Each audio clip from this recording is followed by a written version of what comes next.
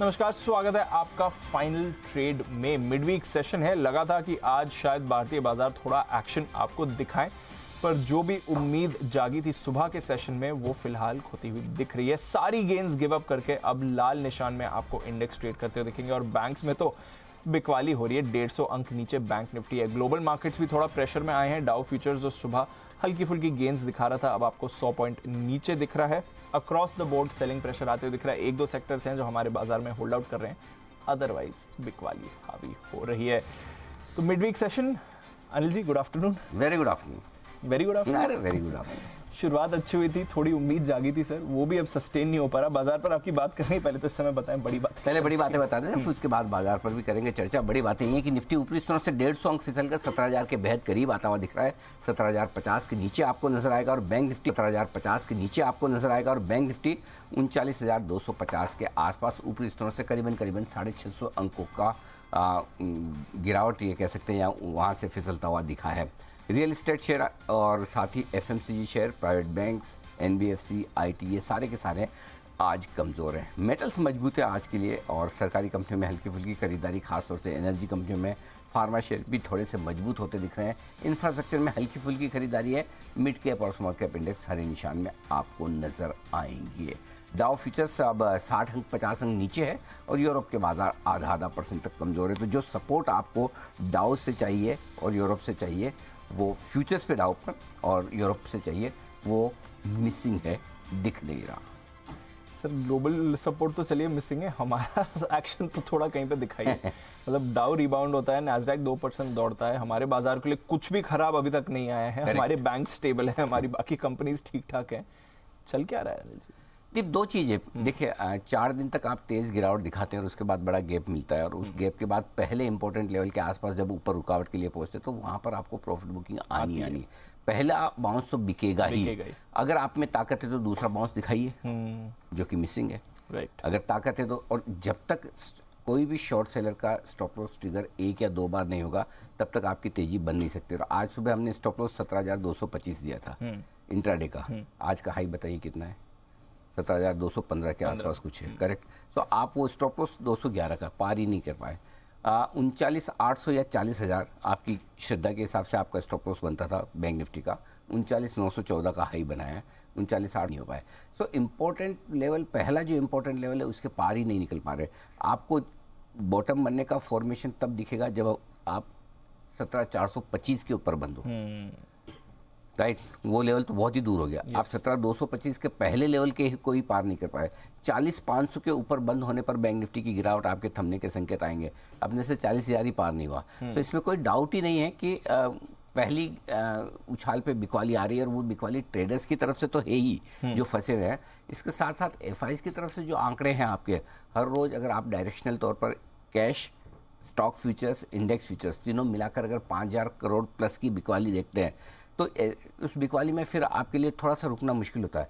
दिक्कत की बात क्या है, बिकवाली ऐसी पहले भी हमने कई बार देखी है, लेकिन जो सुबह हम बात कर रहे थे, न तन है न मन है और धन है तो जिनके पास है वो थोड़ा थोड़ा लगा रहे हैं तो बाकी लोग धन होने के बावजूद लगा नहीं रहे, बनेगा। तो वैसा हाल है। तो इसलिए सब लोग आराम के मूड में ज़्यादा हैं और पता है आपको आज नहीं लेंगे कल नीचे मिलेगा, अभी नहीं लेंगे सुबह नहीं लेंगे दोपहर में नीचे मिलेगा। तो इसलिए थोड़ा सा जो एक क्वालिटी बाइंग जो चाहिए ना, क्योंकि शॉर्ट सेलिंग के दम पर, गैप अप ओपनिंग के दम पर, ग्लोबल मार्केट्स के दम पर आप ऊपर खुल तो सकते हैं। टिकने के लिए जो खरीदारी चाहिए वो शॉर्ट सेलिंग वाली तो थोड़ी देर की है। बाद में तो आपके अगर साइजेबल खरीदारी नहीं है, लोकल फंड कितना खरीदेंगे? करेक्ट। उनके सामने एफआईज बेचने को तैयार बैठे। तो मेरे ख्याल से इस वक्त हमारी जो समस्या है दीप, वो ग्लोबल मार्केट से ज़्यादा, एसवीबी से ज़्यादा एफआईज की सेलिंग की है, जो हमें अपने ऊपर टिकने नहीं दे रही और जो कोई भी क्वालिटी ढंग का एक बढ़िया बाउंस बैक नहीं आने दे रही है। और अगर एफआईज ने मन बना ही रखा है कि हरे निशान में देखते हम ठोकेंगे, है ना, वो तो बना हुआ है, वो दिख ही रहा है। सो आज भी आप डेटा देखिएगा खराब। अब रहा सवाल कितना नीचे जा सकते हैं, है ना। जो हो गया खराब वो तो हो गया।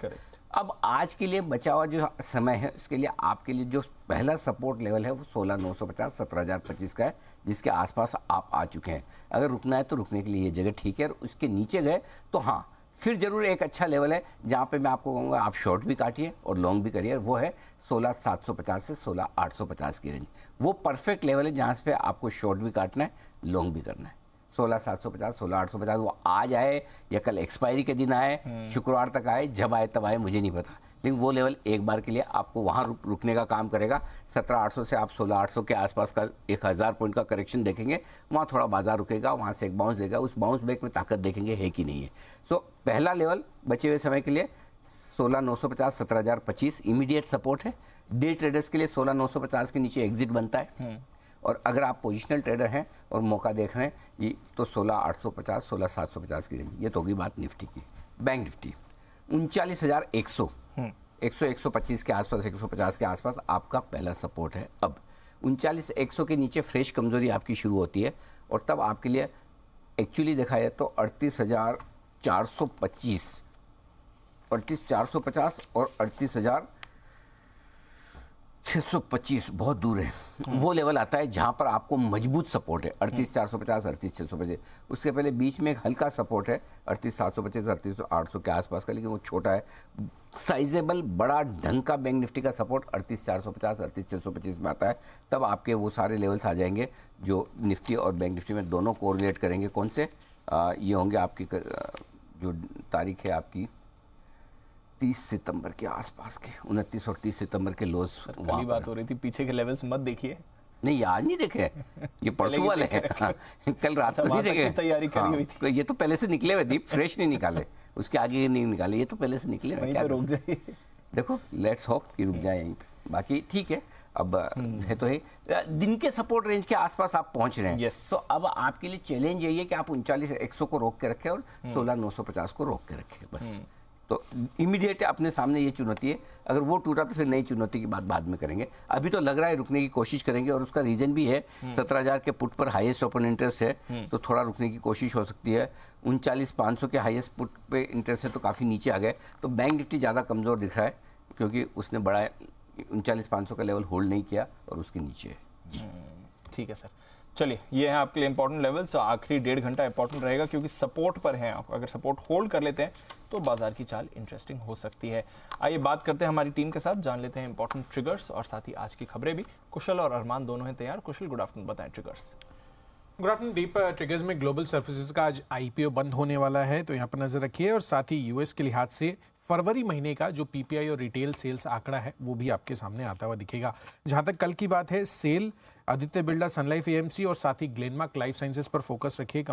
तीनों कंपनियों की डिविडेंड को लेकर बोर्ड बैठक होने वाली है। जागरण प्रकाशन बाईबैक इसका बंद होता हुआ नजर आएगा, और साथ ही वेल्सपन एंटरप्राइजेज यहाँ पर ऑन द कॉन्ट्रेरी इसका बाईबैक खुलता हुआ दिखेगा। 31 मार्च तक ये बाईबैक इनका खुला रहेगा। एसबीआई लाइफ अंतरिम डिविडेंड जो इन्होंने दिया था उसकी एक्स डेट होगी कल, और साथ ही फरवरी महीने का यूएस का हाउसिंग स्टार्ट्स डेटा भी आपके सामने आएगा। और ईसीबी पॉलिसी ऑल इंपॉर्टेंट, यहाँ पर भी फोकस रखना है कि किस तरह से ये ब्याज दरों में बदलाव करते हैं। जहां तक 17 मार्च शुक्रवार की बात है, जीएमआर एयरपोर्ट्स इंफ्रास्ट्रक्चर बोर्ड बैठक है फंड जुटाने पर। साथ ही बीईएल अंतरिम डिविडेंड को लेकर कंपनी विचार करती हुई दिखेगी। शेयर इंडिया सिक्योरिटीज के राइट्स इशू बंद होते हुए दिखेंगे। और FTSE semi annual index review ये 17 तारीख की क्लोजिंग से एप्लीकेबल हो जाएंगे। ग्लोबल इवेंट के लिहाज से फरवरी महीने का सीपीआई आंकड़ा यूरोप का, और साथ ही यूएस के लिहाज से फरवरी का इंडस्ट्रियल प्रोडक्शन और मार्च का कंज्यूमर एक्सपेक्टेशन डेटा भी आपके सामने आएगा 17 तारीख को। ओके, बहुत सारा डेटा आने वाला है, इंपॉर्टेंट डेटा भी रहेगा जहां पर हमारी नजर है। आइए अरमान से जानते हैं आज की खबरें भी। गुड आफ्टरनून अरमान, बताएं। जी, कई सारी खबरें आती हुई दिखी है, जिसमें सबसे पहले नज़ारा टेक्नोलॉजी पर ध्यान रखना है, क्योंकि इनकी जो सब्सिडरी है उन्होंने एसवीबी बैंक से दूसरे बैंक में जो है वो रकम ट्रांसफ़र कर दी है। लगभग अगर आप देखेंगे तो 60 करोड़ के आसपास की जो रकम है वो उन्होंने दूसरे बैंक में ट्रांसफ़र कर दी है। टीसीएस यहाँ पर इन्वेस्टनेट डेटा एंड एनालिटिक्स से इनको एक ऑर्डर मिलता हुआ दिखा है। वो डिजिटल ट्रांसफॉर्मेशन के लिए जो है कंपनी को ऑर्डर मिला है। पारस डिफेंस, पहली वाली खबर में थोड़ा सोचता रह गया, उसके बाद आप ये कह रहे हो नज़ारा टेक्नोलॉजी ने एसवीबी से पैसे निकाल के दूसरे बैंक में डाल दिए, पक्का? Yes sir, 100% sir. नहीं सच्ची में बताओ। हाँ सर, यस। ये तो बड़ी बात है, बड़ी बात है। 64 करोड़ थे ना दो कंपनी के। 64 करोड़ कितने निकाले? मतलब लगभग 60 करोड़ निकाल दिए। 60 करोड़ निकाल लिए। और सर एक और लाइन ये भी लिखी है उसमें कि एसवीबी में जमा रकम को निकासी पर कोई रोक नहीं है। मतलब उन्होंने ये चीज़ भी, अच्छा उन्होंने बोला, क्या बात है यार, जो काम ठीक किया है इन्होंने, काम बढ़िया किया। तो मतलब सबूत भी है सामने 60 करोड़ मतलब 64 बताया था, तो लगभग पूरा ही निकाल लिया होगा, ऑलमोस्ट कर लिया मतलब। हाँ, हो ही गया होगा, हो ही गया मतलब। कोई 2-4 करोड़ को ऐसे दान दक्षिणा के लिए थोड़ी छोड़े होंगे, वो निकाल ही लिए होंगे। तो ये गजब है, मतलब निकल ही गया, मतलब ठीक है, सेफ हो गया। मानना तो पड़ेगा, अमेरिकी फेड ने, सरकार ने एक्शन तो जोरदार लिया, खाली बोला नहीं है, पैसे निकाल के ट्रांसफर करके भी दिए। यही कॉन्फिडेंस बढ़ाएगा ऐसी चीज़ें, इसलिए मैंने कहा अंडरलाइन कर दें, हाईलाइट कर दें थोड़ा बोल्ड कैपिटल लेटर में। हाँ, पक्का आप पे भरोसा कर रहा हूँ। ठीक है। और स्टार्टअप्स का भी अपडेट है हमारे पास, अच्छा, बताएंगे उसके और भी। हाँ, और स्टार्टअप्स का भी अपडेट है, बताइए खबरों में। फिर उसके आगे पारस डिफेंस पर ध्यान रखिएगा, क्योंकि कंट्रोल प्रिसीशन के साथ उन्होंने एमओयू साइन किया है, और ये एमओयू उन्होंने, अगर आप देखेंगे, रक्षा के क्षेत्र में संभावना तलाशने के लिए जो है वो जेवी का गठन किया है, और इसके लिए अब जो है आगे वो तराशेंगे। ईकेआई एनर्जी, यहाँ पर एक अपडेट आता हुआ दिखा है इनको, कोचिन मेट्रो से एक कार्बन क्रेडिट प्रोजेक्ट के लिए टेंडर मिलता हुआ दिखा है। श्रीराम फाइनेंस, ये राउटर्स के हवाले से खबर आती हुई दिखी है कि श्रीराम हाउसिंग फाइनेंस में लगभग 15% हिस्सेदारी जो है वो 1000 करोड़ में बेच सकते हैं।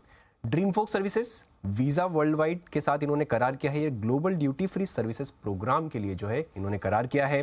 LIC और NMDC, यहाँ पर अपडेट आता हुआ दिखा है, क्योंकि NMDC में लगभग इन्होंने 2% हिस्सेदारी घटाई है, पर ये जो हिस्सेदारी घटाई है 29 दिसंबर से लेकर 14 मार्च के बीच में जो है ये हिस्सेदारी घटाई गई है। उन्होंने हिस्सेदारी लगभग 13.7% से कम कर 11.7% कर दी है।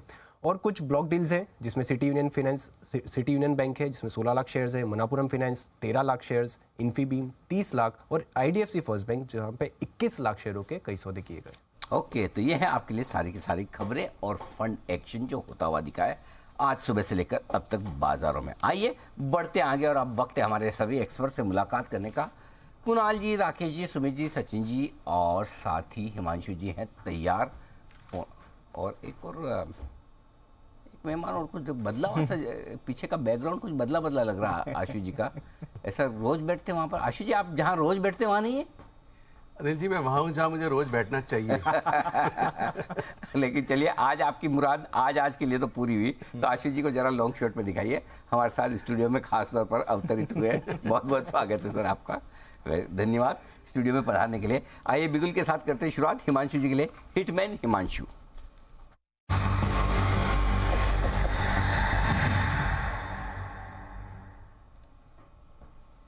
हिमांशु जी नमस्कार, स्वागतम। बताएं सर, क्या बेचेंगे? नमस्कार sir, good afternoon everyone. Anil ji, Ashu ji साक्षात आज स्टूडियो में है तो बेचना तो बनता ही है। और बिकॉलिंग करेंगे अनिल जी FMCG के दिग्गज में, जहां पर आज इस सेक्टर में ब्रेकडाउन है।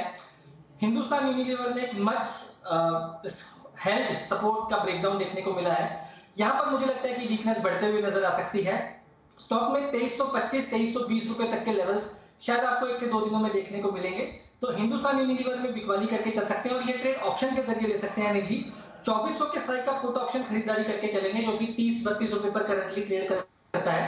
20 रुपए का स्टॉप लॉस लगाएंगे। 50 और 62 रुपए के 2 टारगेट्स के लिए हिंदुस्तान यूनिलीवर की 2400 के स्ट्राइक की पुट ऑप्शन में खरीदारी करके चलने की सलाह है। ओके, तो FMCG गिर भी रहा है, हमारी एक्सक्लूसिव खबर भी है FMCG कंपनीज को लेकर, और उसके बाद से हम देख रहे हैं प्रेशर भी बना हुआ है। HUL में पुट ऑप्शन खरीदने की राय है हिमांशु जी की तरफ से। सचिन जी के पास चलते हैं, बिगुल BTSWT।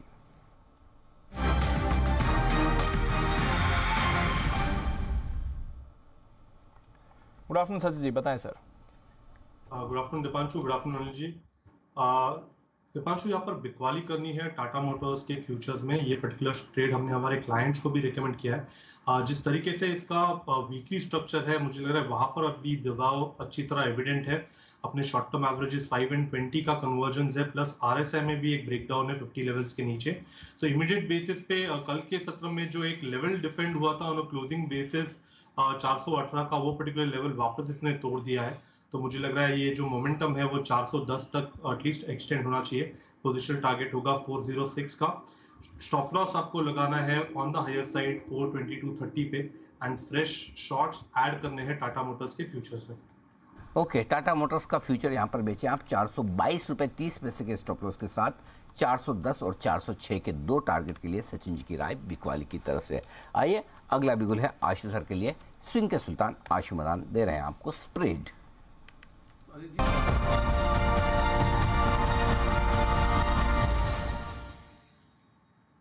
सर देखो ये बहुत एंकरिंग में बहुत ध्यान रखना पड़ता है सर, कब बिगुल बजेगा।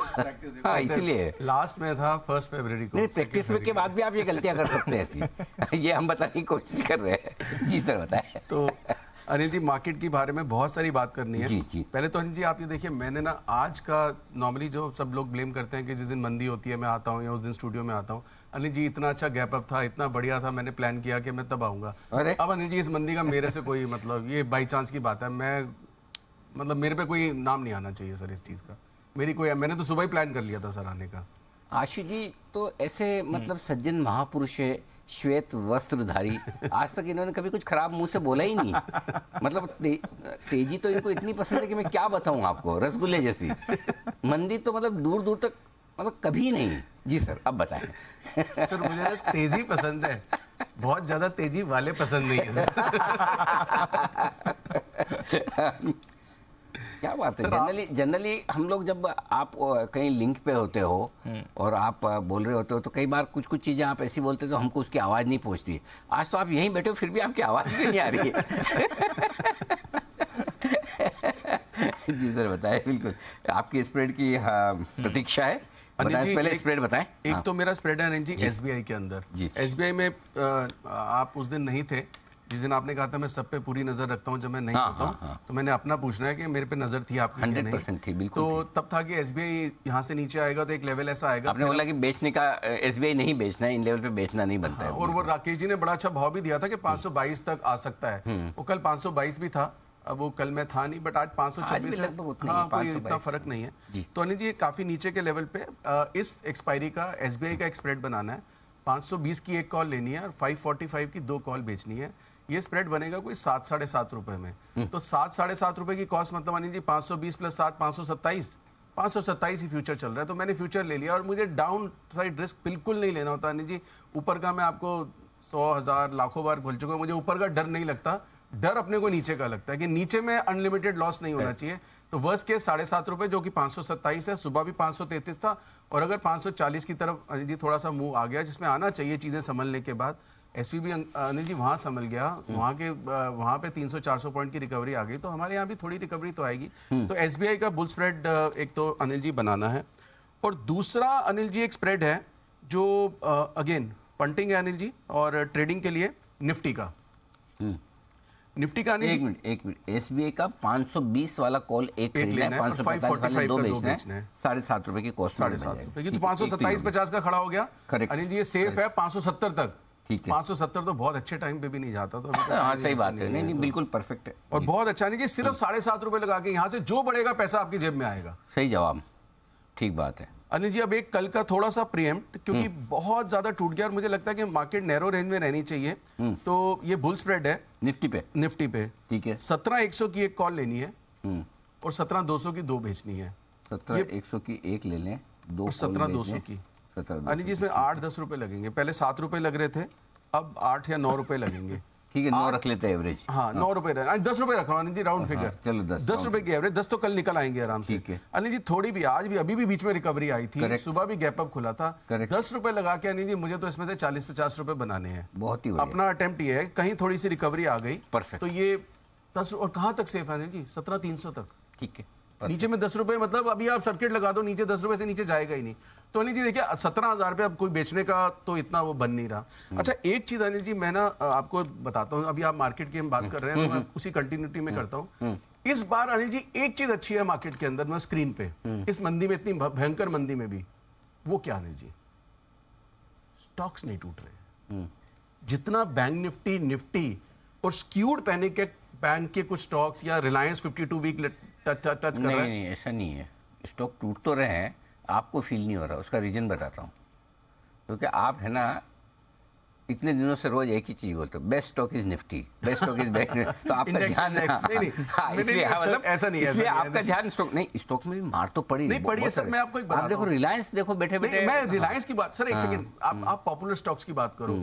अदानी के फियास्को में 500 रुपए बेचू हो गया था स्टेट बैंक, 530 रुपए है। करेक्ट। जब मैं एक्सपायरी अलर्ट कितनी बार बोलता था टाटा पावर 200 रुपए बेचू हो जाता था, आज वो 205 रुपए है। सिमिलरली टाटा मोटर रिजल्ट पे 370। तो ऐसे बहुत सारे पॉपुलर स्टॉक्स, जी कॉनकोर, मतलब ऐसे बहुत सारे स्टॉक्स हैं जिनकी मैं लिस्ट बता सकता हूं। वैसे उनमें कुछ नहीं है, लेकिन इस मंदी में अनिल जी जो वो 18,000 के भाव पे थे या 17,800 पे थे, वो 17,000 के भाव पे उससे ऊपर ही है, खराब नहीं। तो ये जो फ्रेश पैनिक है ना, वो स्टॉक्स में नहीं आया। तो this is the only silver lining जो थोड़ी अनिल जी अच्छी नहीं तो और ज्यादा मार पड़ सकती थी। अच्छी बातें तो बचे हैं, बात तो ठीक है आपकी, बिल्कुल ऑब्जर्वेशन। और बहुत सारे स्टॉक्स मैं बता सकता हूँ, जैसे ये स्क्यूड है, जो बैंक निफ्टी चली थी ज्यादा प्रॉब्लम उसने की है, और रिलायंस 52 वीक लो टच कर रहा है, और कुछ स्क्यूड स्टॉक, एलएनटी उससे ऊपर है। करेक्ट। मेटल में ज्यादा मारामारी नहीं है। तो स्टॉक्स में सर नई मारामारी नहीं है। अगर जैसे होता था कि इंडेक्स वहीं का वहीं स्टॉक्स टूट रहे हैं, the only comforting science in this panic is कि स्टॉक्स में मंदी नहीं है, जो एक अच्छी चीज है, जो एक जिनके पास स्टॉक्स हैं सर उनको थोड़ा कंफर्ट देता है, और तो कुछ कर नहीं सकते सर। ठीक बात है। तो ये है आपके लिए इस समय आशु जी की बाजार पर रीडिंग। एसबीआई पर स्प्रेड है और निफ्टी पर भी आपके लिए बुल स्प्रेड आते हुए दिख रहा है। थोड़ा बाउंस बैक के लिए इस समय प्ले करेंगे। बाउंस बैक कई सारे और काउंटर्स में भी आ रहे हैं। एशियन पेंट्स आप देख लीजिए 3.5%। नजर मत लगाओ, सुबह बात हुई थी इस पर। आजकल तो जिसको किसी को गौर से देखो बाउंस बैक वहीं गिर जाता है एकदम, वहीं से हालत खराब बस। एनीवे जी, बट नजर रखिए इस पर मूव आ रही है। टाटा स्टील पर एक अच्छी मूव आई हुई है। टाटा स्टील का काउंटर भी अच्छा पड़ रहा है। कौन करवाया था बुल मार्केट, बेयर मार्केट, क्या रिजल्ट क्या आया? एक मिनट, अच्छा हो आपने। हाँ, जब तक आप सवाल पूछो मैं रिजल्ट बहुत इंपॉर्टेंट डिस्कशन मैं बताता हूँ। हाँ, तब तक दीप आप अपना सवाल कंप्लीट करें। मुझे टाटा स्टील पर राय लेनी थी, और वो भी कोई ये फीलिंग नहीं आनी चाहिए कि एंकर वो नहीं है। एक दिन तो टाइम देगा ही। नहीं, वो अभी नहीं। जी दीप, अपना सवाल पूछे। कुणाल जी से पूछता हूँ टाटा स्टील पर। कुणाल जी गुड आफ्टरनून सर। अरे एक मिनट, नितिन जी भी तो कब से अच्छा, हाँ नितिन जी तैयार। नितिन जी, अरे बिल्कुल नितिन जी के लिए निफ्टी के निशानेबाज नितिन मुरारकर जी।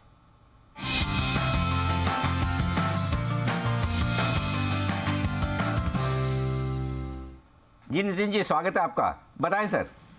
अनिल जी, यहाँ पे 17,050 की पुट ऑप्शन लेंगे जो 61-62 में मिल रही है। 17,050 की put option at the money put option हो गई करीब करीब, और क्लोजिंग में इसका टारगेट मुझे ऐसा लग रहा है कि 90-95 तक आना चाहिए।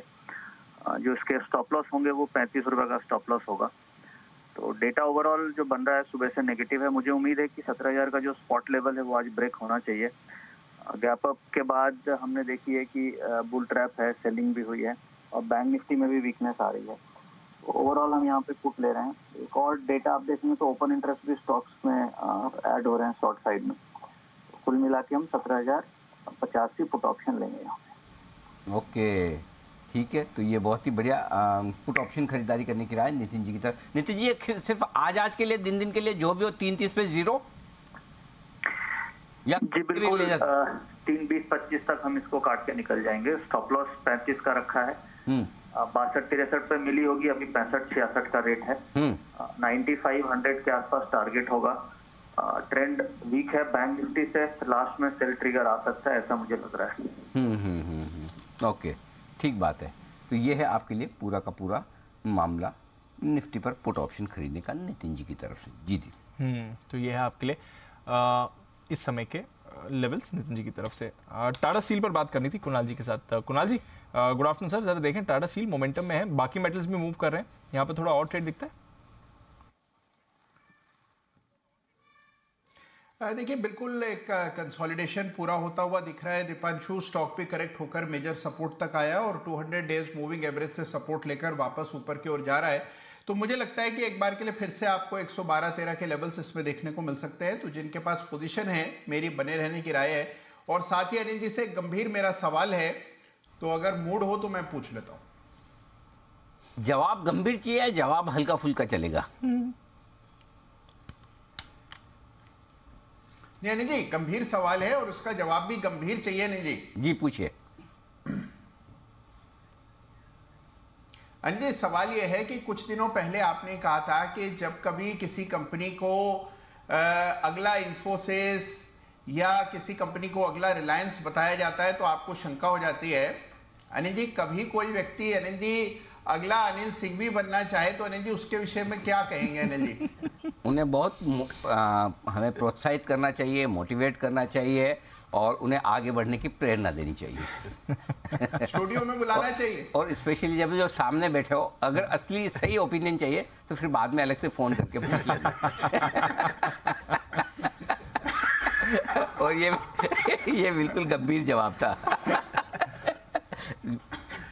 विशेष टिप्पणी हमारी आशु जी से इस मामले पे नहीं। आशु जी, जो आपका कहना था कि आईडीएफसी बैंक पहले आईडीएफसी तो बन जाए, एचडीएफसी बाद में बनेगा, उस पर कोई विशेष टिप्पणी आपकी? No comment. समझ तो कहे होंगे कुणाल जी आप? नो कमेंट्स है। जी आपसे वो बुल मार्केट वाला पूछना है। कुणाल जी का मानना पड़ेगा, लेकिन बस कुणाल जी प्रेजेंस ऑफ माइंड पकड़ लेते हैं। हाँ, गजब के पकड़ेगा कुणाल जी। धन्य हो आप, बहुत ही बढ़िया, very nice. Okay, Sachin ji के लिए बिगुल BTS double T.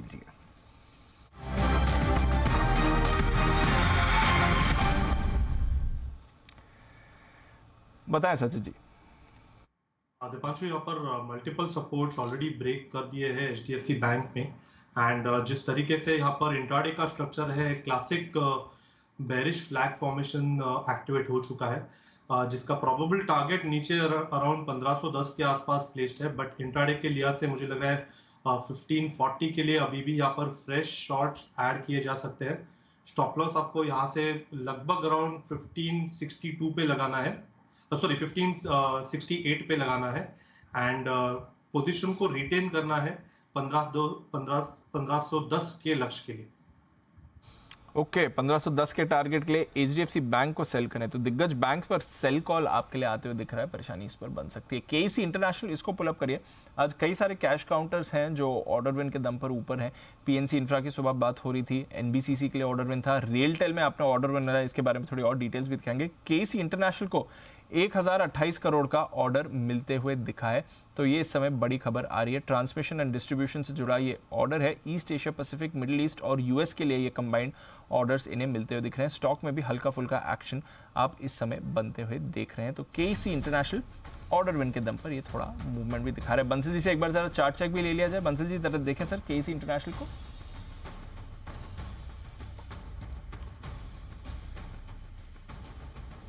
Divanshu, chart देखें तो एक अहम सपोर्ट है, उसको रिस्पेक्ट कर रहा है। 448 450 का जो जोन है एक अहम सपोर्ट है, तो जिनके पास है दीपांशु बने रहें, और टेक्निकली 468 470 तक स्टॉक रैली ले सकता है। तो 468 470 के टारगेट के लिए केसी इंटरनेशनल में बने रहने की राय है। और दीपांशु, लगता नहीं है कि कोई कतार पे होगा, तो एक बिगुल की भी गुजारिश है, चार्ट कॉर्नर के बिगुल की गुजारिश है। आइए बिगुल राकेश जी, कुणाल जी के लिए चार्ट कॉर्नर।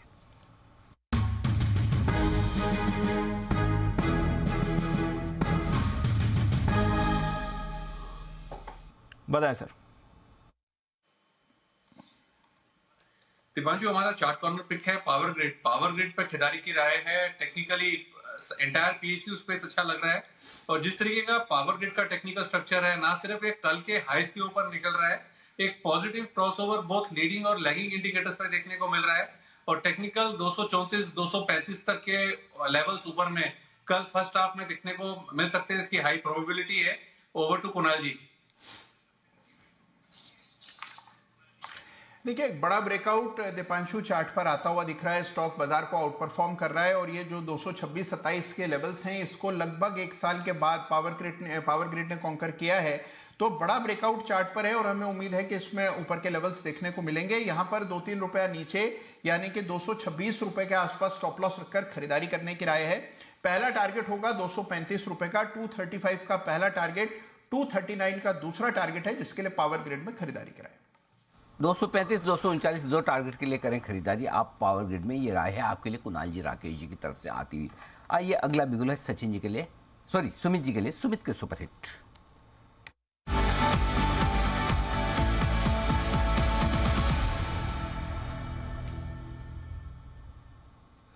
सुमित जी बताएं सर। बैंकिंग स्टॉक्स में दबाव देखने को मिल रहा है, तो जो स्टॉक अभी मेरे रडार पे है पीएसयू बैंकिंग है। स्टॉक का अभी भाव चल रहा है 161 रुपए 80 पैसे, 162 रुपए।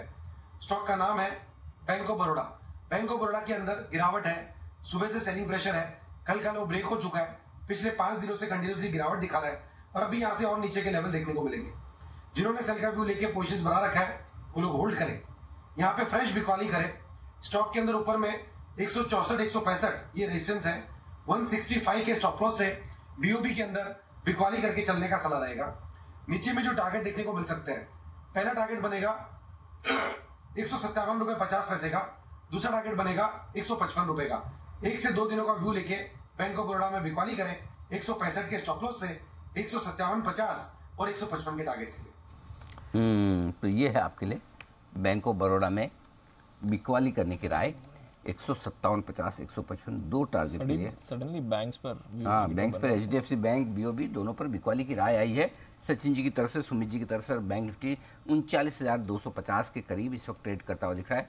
डाउ फ्यूचर्स लुढ़कते हुए दिख रहे हैं। अब डाउ फ्यूचर्स लगभग 90 पॉइंट नीचे हो चुके हैं और वहीं से थोड़ी कमजोरी बढ़ती हुई आपको दिखेगी। आइए सदाबहार सेठी साहब से की जाए मुलाकात और उनके लिए बिगुल के साथ किया जाए स्वागत।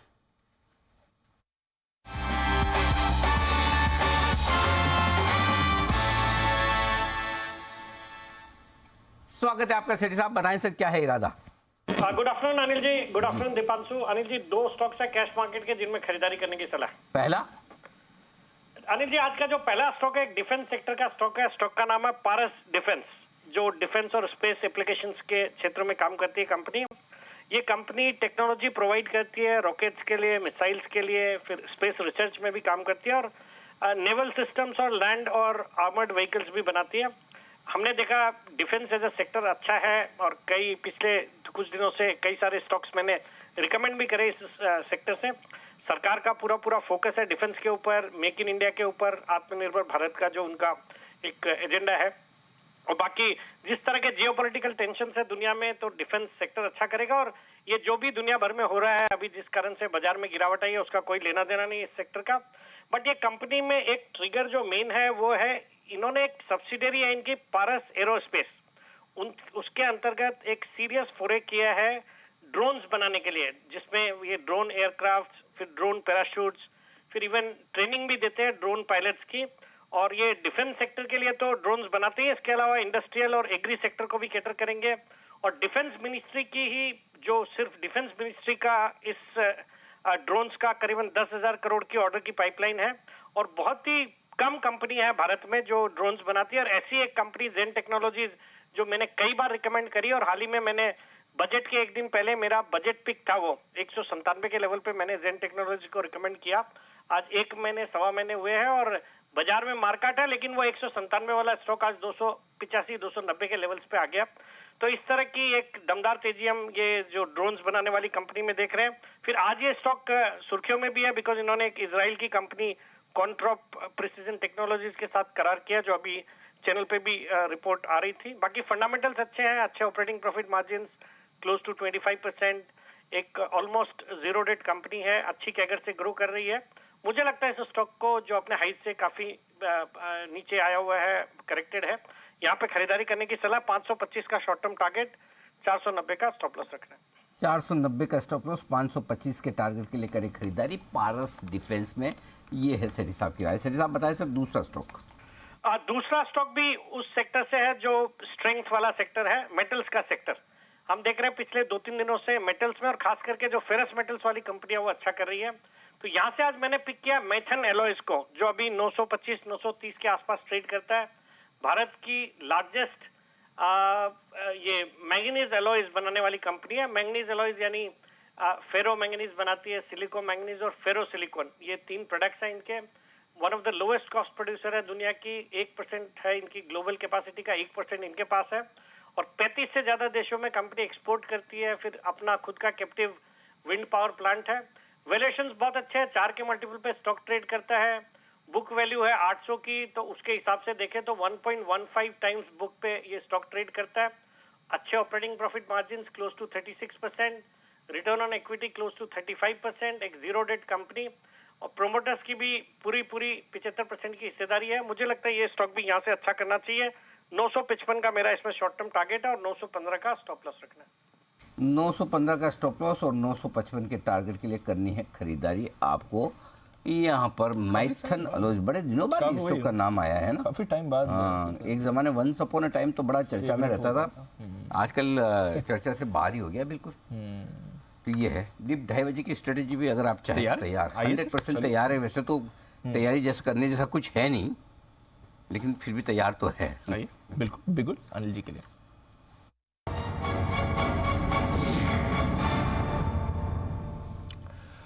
ग्लोबल पिक्चर भी थोड़ी सुस्त हो गई सर, मतलब ऐसे बड़े कट्स नहीं है बट लगभग 100 पॉइंट नीचे डाउ फ्यूचर्स है, मामूली गिरावट नैस्डैक फ्यूचर्स में। यूरोप में भी आधे % की गिरावट है, कल 1 से 2% की तेजी थी, तो यूरोप आज ज्यादा फिसल रहा है। इनफैक्ट 1% नीचे अब फ्रांस के बाजार दिख रहे हैं, तो थोड़ी यूरोप में कमजोरी है, थोड़ी अमेरिकी फ्यूचर्स सुस्त हैं।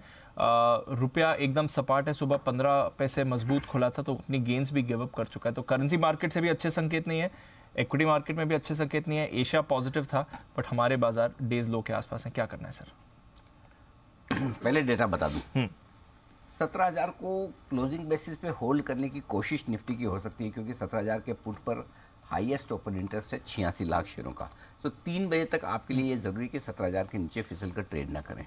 अगर करते हैं तो फिर कम से कम 50 पॉइंट की जगह खुल जाएगी, 16,950 के आसपास तक जाने का फिर पूरा चांस है। लेकिन डेटा ये बता रहे हैं कि आप 17,000 के नीचे नहीं जाने चाहिए, और 3 बजे तक होल्ड कर लिया तो आप सेफ भी कंपेरेटिवली। ऊपर 17,100 को पार करके टिकना भी मुश्किल काम है। 17,100 के कॉल पर 1 करोड़ 5 लाख शेयर अच्छा खासा ओपन इंटरेस्ट है। सो बेसिकली अनलेस की डाउ फ्यूचर जो अभी आपको 90-100 पॉइंट 75-80 पॉइंट जो भी दिख रहे हैं नीचे, अगर ये कोई बड़ा उतार चढ़ाव ना दिखा दे तो आप 17,100 की रेंज में टाइम पास करके बंद हो जाएंगे। ये डेटा दिखा रहे हैं जिस तरह की पोजीशन बनी हुई है। और अगर कहीं बाहर निकले तो 50-50 पॉइंट दोनों तरफ मिल लो। 17,100 पार कर लिया, 3 बजे के पहले टिक गए 17,150, 17,000 तोड़ दिया तो 16,950, ये डेटा में दिख रहा है। क्लियर है? बैंक निफ्टी 39,500 ये मेक और ब्रेक लेवल है। दिक्कत निफ्टी में कम है दीप, बैंक निफ्टी में ज़्यादा है, क्योंकि बैंक निफ्टी 39,500 के पुट पर 41 लाख शेयर है, हाईएस्ट है, उसके नीचे ट्रेड कर रहा है, और सामने 39,500 पे कॉल राइटर उससे कहीं बड़ा खड़ा है, लगभग 60 लाख शेयरों का। तो दबा के कॉल राइटिंग हुई, तो एक बात की पूरी संभावना दिख रही है कि आज आपसे फिर 39,500 के ऊपर क्लोजिंग होना बड़ा मुश्किल काम है। तो बैंक निफ्टी में 39,500 39,700 के रेंज में भरपूर चाहिए, जितनी भर भर के सप्लाई है। बैंक निफ्टी ज़्यादा तकलीफ का काम है। नीचे कितना जा सकता है? 39,000 39,100 ये आखिरी सपोर्ट है आज के लिए। और अगर 3 बजे के पहले आप 39,000 तोड़ देते हैं तो फिर 38,450 38,625 आज या कल की एक्सपायरी के पहले 500 पॉइंट मिनिमम वहाँ से आपको और मिल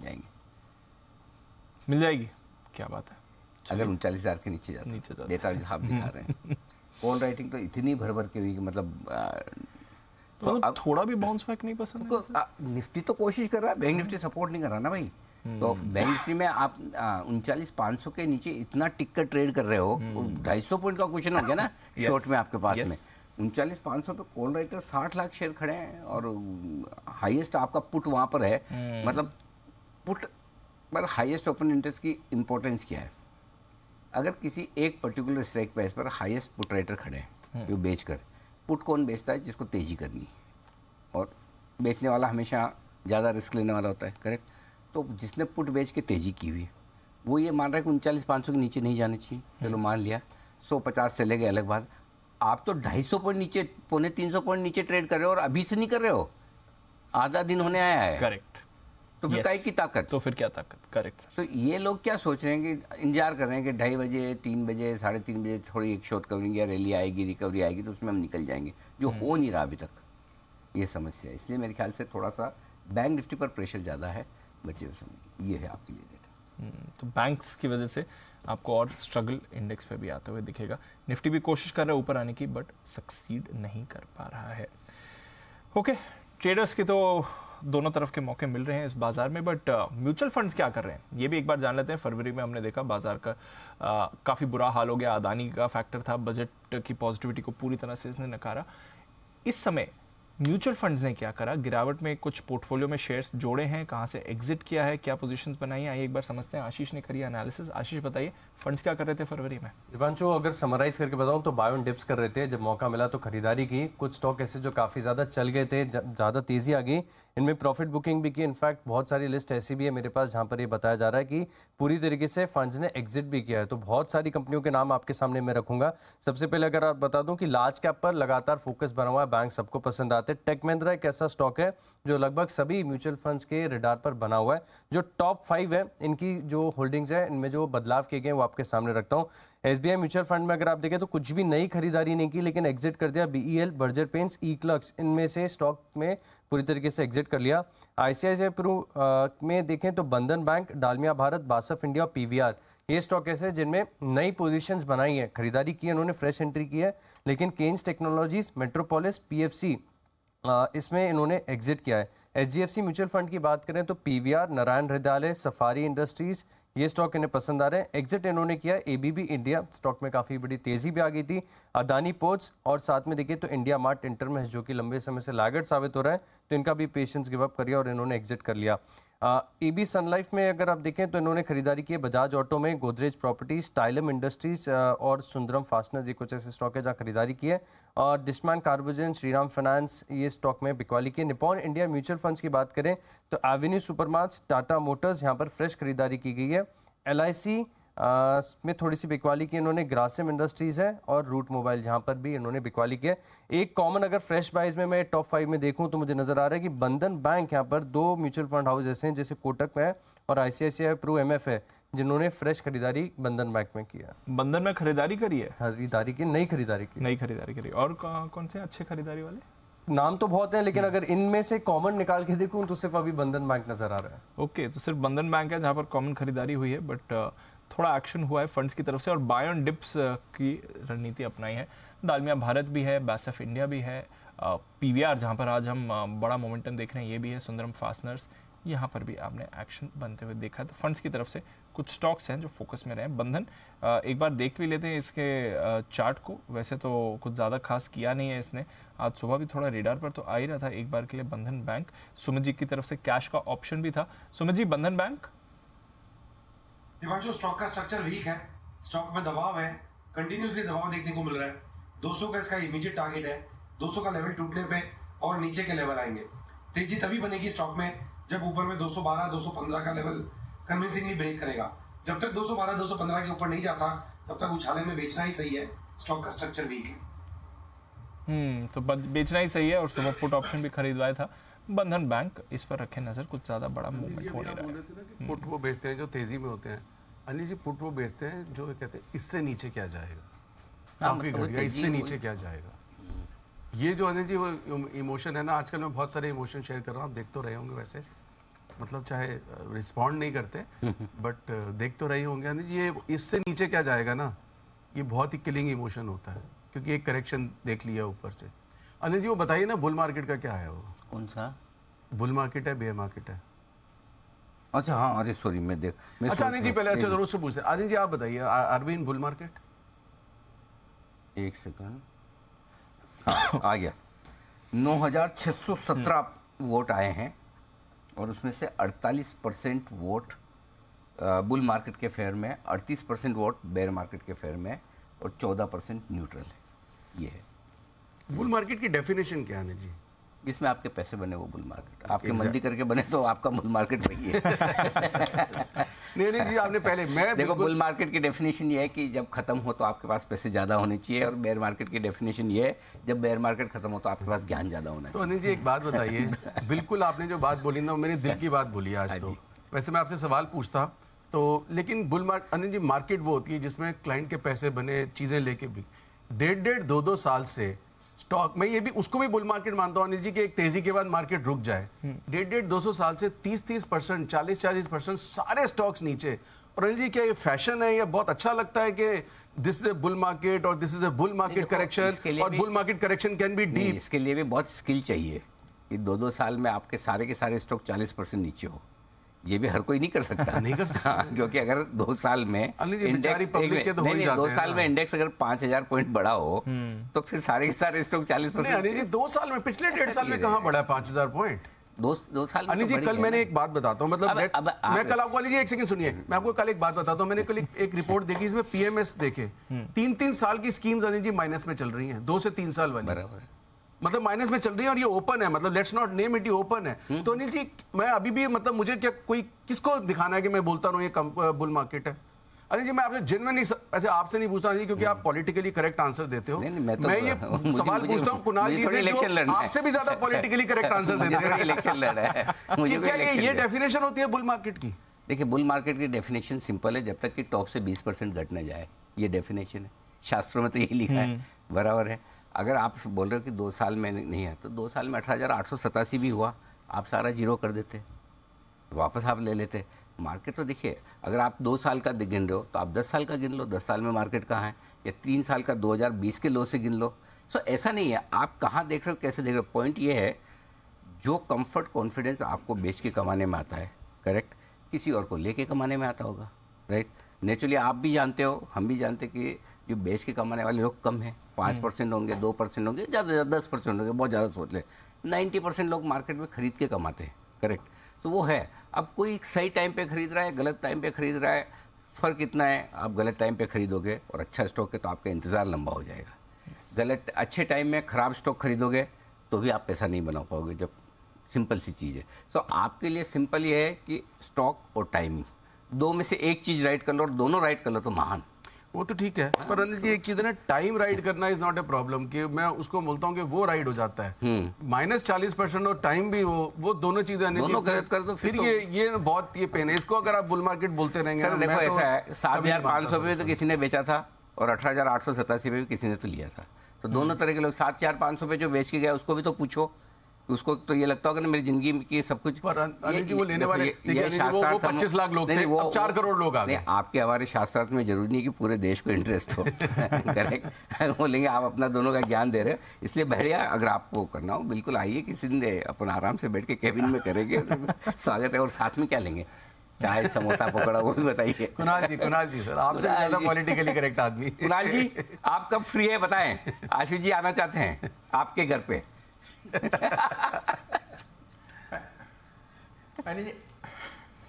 अनिल जी मैं तो हमेशा फ्री हूँ। अनिल जी आशु जी जब आते हैं, अनिल जी चाय का डिब्बा लेकर के आते हैं। उन्होंने अनिल जी कुछ समय पहले चाय भेजी थी, वो खत्म हो चली है। तो अगर अनिल जी आशु जी योजना बना रहे हो तो अनिल जी चाय साथ ले आएंगे उनको, प्लीज अनिल जी मेरी ओर से कह दीजिए। बहुत ही बढ़िया। चलिए, इस बीच बाजार थोड़ा सा और नीचे आ रहा है, 17,000 के करीब निफ्टी पहुंचता हुआ दिख रहा है, 39,200 के करीब। तो दीप कल के लोस के आसपास बैंक निफ्टी और निफ्टी पहुंचने की तैयारी करते हुए दिख रहे हैं जी। बिल्कुल, कल के लो से करीब 30-40 पॉइंट दूर है निफ्टी। इस समय देखते हैं अगर वो टेस्ट करता है कि नहीं, क्योंकि एफएमसीजी में बिकवाली का प्रेशर आपको बढ़ते हुए दिख रहा है। इस समय बहुत फ्रेश नई मंदी दिख रही है और ये बहुत खराब दिख रहे हैं अब तो।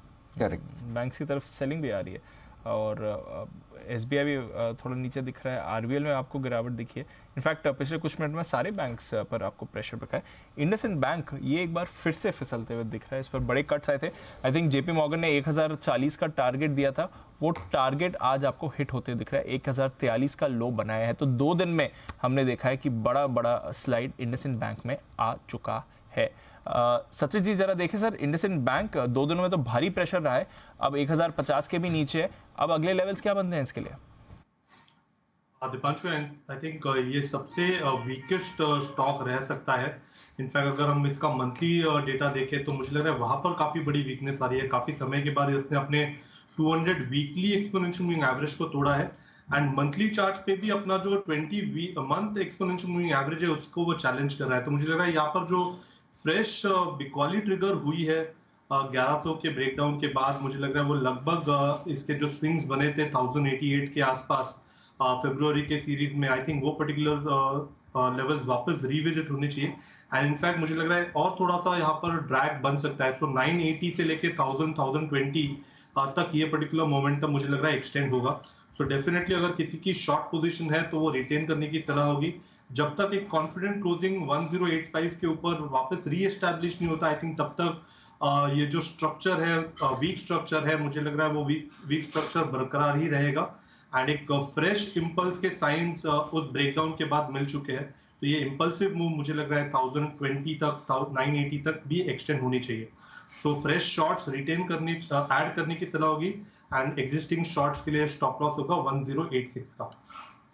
ओके, तो 1086 के स्टॉप लॉस के साथ आप और प्रेशर्स पे बनते हुए देख सकते हैं। फ्रेश शॉट भी अगर आप चाहें तो बनाया जा सकता है। इंडसइंड बैंक सबसे कमज़ोर है बैंकिंग सेक्टर में, बट गिरावट रिलायंस इंडस्ट्रीज़ की काफ़ी भारी रही है। बाजार की गिरावट में आज भी काफ़ी बड़ा योगदान है रिलायंस का, और पिछले कुछ दिनों से भी रहा है। अगर आप एक हफ्ते का चार्ट देखेंगे तो वहाँ पर भी रिलायंस ने आपको काफ़ी प्रेशर दिखाया है। एक बार रिलायंस इंडस्ट्रीज़ के चार्ट पर भी राय ले ली जाए। बंसी जी, रिलायंस अब अगला सपोर्ट लेवल कहाँ पर आता है सर? 2250 के एग्जैक्ट लेवल पर है इस समय। देखिए दीपांशु, इसने अपना एक अहम सपोर्ट स्टॉक ने तोड़ा था, 2300 के लेवल्स को तोड़ा था, तब हिमांशु ने यहाँ पर बिकॉली की राय भी दी थी। तो टेक्निकली हम देखें तो दीपांशु एक अहम लेवल्स टूटे हुए हैं और नेक्स्ट एक बड़ा सपोर्ट 2190 2195 के अराउंड आता है। तो देखते हैं अब ये 2190 2195 का सपोर्ट होल्ड करता है कि नहीं करता है। 2190 2195 ये आपके लिए अगले लेवल्स बनते हैं इसके लिए सपोर्ट के तौर पर, जहां पर आपको मूवमेंट आ सकती है। रिलायंस इंडस्ट्रीज प्रेशर में है। पीवीआर इसने होल्ड आउट करा है आज ट्रेड में, थोड़ा मोमेंटम भी दिखा रहा है। सुबह तो काफी एक्टिव हो रहा था, अभी भी अगर आप देखें तो लेवल्स इसने होल्ड ही करे अपने। पीवीआर में क्या चल रहा है आइए एक बार जानते हैं। कुशल है हमारे साथ तैयार। कुशल बताइए क्या मूव है पीवीआर में? आज होल्ड आउट भी कर रहा है, कुछ फैक्टर्स हैं यहाँ पर? बिल्कुल होल्ड आउट कर रहा है और ऑलमोस्ट 3% के इंट्राडे गेन्स भी यहाँ पर आते हुए दिखे थे दीप, और ये इसलिए क्योंकि यहाँ पर एनालिस्ट मीट होती हुई दिखी थी और ये पीवीआर और आइनॉक्स के इफेक्टिव मर्जर जो है इफेक्टिव होने के बाद ये मीट होती हुई दिखी थी। तो इसको लेकर मैनेजमेंट की तरफ से जिस तरह के बयान आते हुए दिख रहे हैं वो आगे चलकर जो सिनर्जी बेनिफिट्स है उसको लेकर काफ़ी पॉजिटिव है। सबसे पहले तो food and beverages, box office collection और साथ ही एड रेवेन्यूज, ये 3 जो मैट्रिक्स है यहाँ पर इनके ओवरऑल सिनर्जीज आते हुए दिखेंगे मर्जर के बाद। साथ ही आने वाले 12 से 24 महीनों में इन्होंने लेवल्स भी दिए हैं और जिसमें एबिटा स्तर पर लगभग 225 करोड़ के अतिरिक्त फायदे की उम्मीद लगाकर चल रहे हैं। अब इससे क्या होगा, कंपनी की मार्जिन्स में सुधार आएगा और FY25 तक ये करीबन 34% की मार्जिन्स का अनुमान लगाकर चल रहे हैं। Q3 FY23 में देखेंगे जो पिछला बीता क्वार्टर है वहां पर 30% के मार्जिन्स रहे थे कंपनी के। यही नहीं, जो दक्षिण भारत है वहां पर विस्तार से कंपनी के आय और एबिटा को और ज़्यादा फायदा मिलता हुआ दिखेगा और एक्सपेंशन प्लान्स काफ़ी अच्छे हैं कंपनी के। पोस्ट ये मर्जर इफेक्टिव होने के बाद सालाना आधार पर लगभग 180 से 200 स्क्रीन्स जोड़ने की योजना है कंपनी की। यही नहीं, विस्तार जो है इंटरनल अक्रूवल से ही ये पूरा फंड करेंगे और साथ ही जो कंटेंट पाइपलाइन है वो काफ़ी इंटरेस्टिंग है। बड़ी बॉलीवुड और साथ ही हॉलीवुड की फिल्म्स रिलीज होने वाली है। इनफैक्ट कंपनी जो है फूड डिलीवरी बिजनेस में भी अवसर देख रही है, तो ये देखना होगा कि नया इनका क्या थॉट प्रोसेस इस चीज़ को लेकर। बट इन सभी कमेंट्री के बाद ब्रोकरेज हाउसेस वो काफ़ी बुलिश हो रहे हैं और दोनों ही CLSA और बैंक ऑफ अमेरिका ने खरीदारी की राय ये देते हुए दिख रहे हैं। और CLSA सबसे ज़्यादा 2500 रुपये के टारगेट्स दे रहे हैं और 2405 रुपये दे रहा है बैंक ऑफ अमेरिका। तो आप देखिए दोनों ब्रोकरेज हाउस बुलिश हैं और अभी काउंटर काफ़ी अच्छा एंट्री पॉइंट है अगर आप ब्रोकरेज हाउसेस के टारगेट को कंसिडर करके चले तो। मर्जर तो प्रभावी हो ही गया, मर्जर प्रभावी हो चुका है। ओके, तो ये है आपके लिए पीवीआर। मर्जर के बाद थोड़ी एनालिस्ट मीट भी करी है मैनेजमेंट ने, कुछ टेकअवेज भी आए हैं। 2 दिग्गज ब्रोकरेजेस के 2400 और 2500 के बड़े बड़े टारगेट्स निकल कर आ रहे हैं। सचिन जी, चार्ट्स पर कैसा लगता है पीवीआर सर? 1550 का लेवल आज 2% ऊपर वीक बाजार में। दीपांशु, इनफैक्ट पिछले 2 हफ्तों से ये काफी स्टेबल रहा है। इनफैक्ट यहाँ पर एक डबल बॉटम बनने का प्रोसेस है। क्लोजिंग की रिक्वायरमेंट होगी 1585 1600 के ऊपर की। उसके बाद आई थिंक ये पैटर्न भी कंफर्म हो जाना चाहिए। बट फिलहाल जिस तरीके से इसने एक रिबाउंड दिया है वो काफी एग्जिस्टिंग की लॉन्ग पोजीशन है, तो 1535 के स्टॉप लॉस के साथ यहाँ पर लॉन्ग रिटेन किए जा सकते हैं। बट मुझे लग रहा है 1585 के क्लोजिंग के बाद ही करनी चाहिए।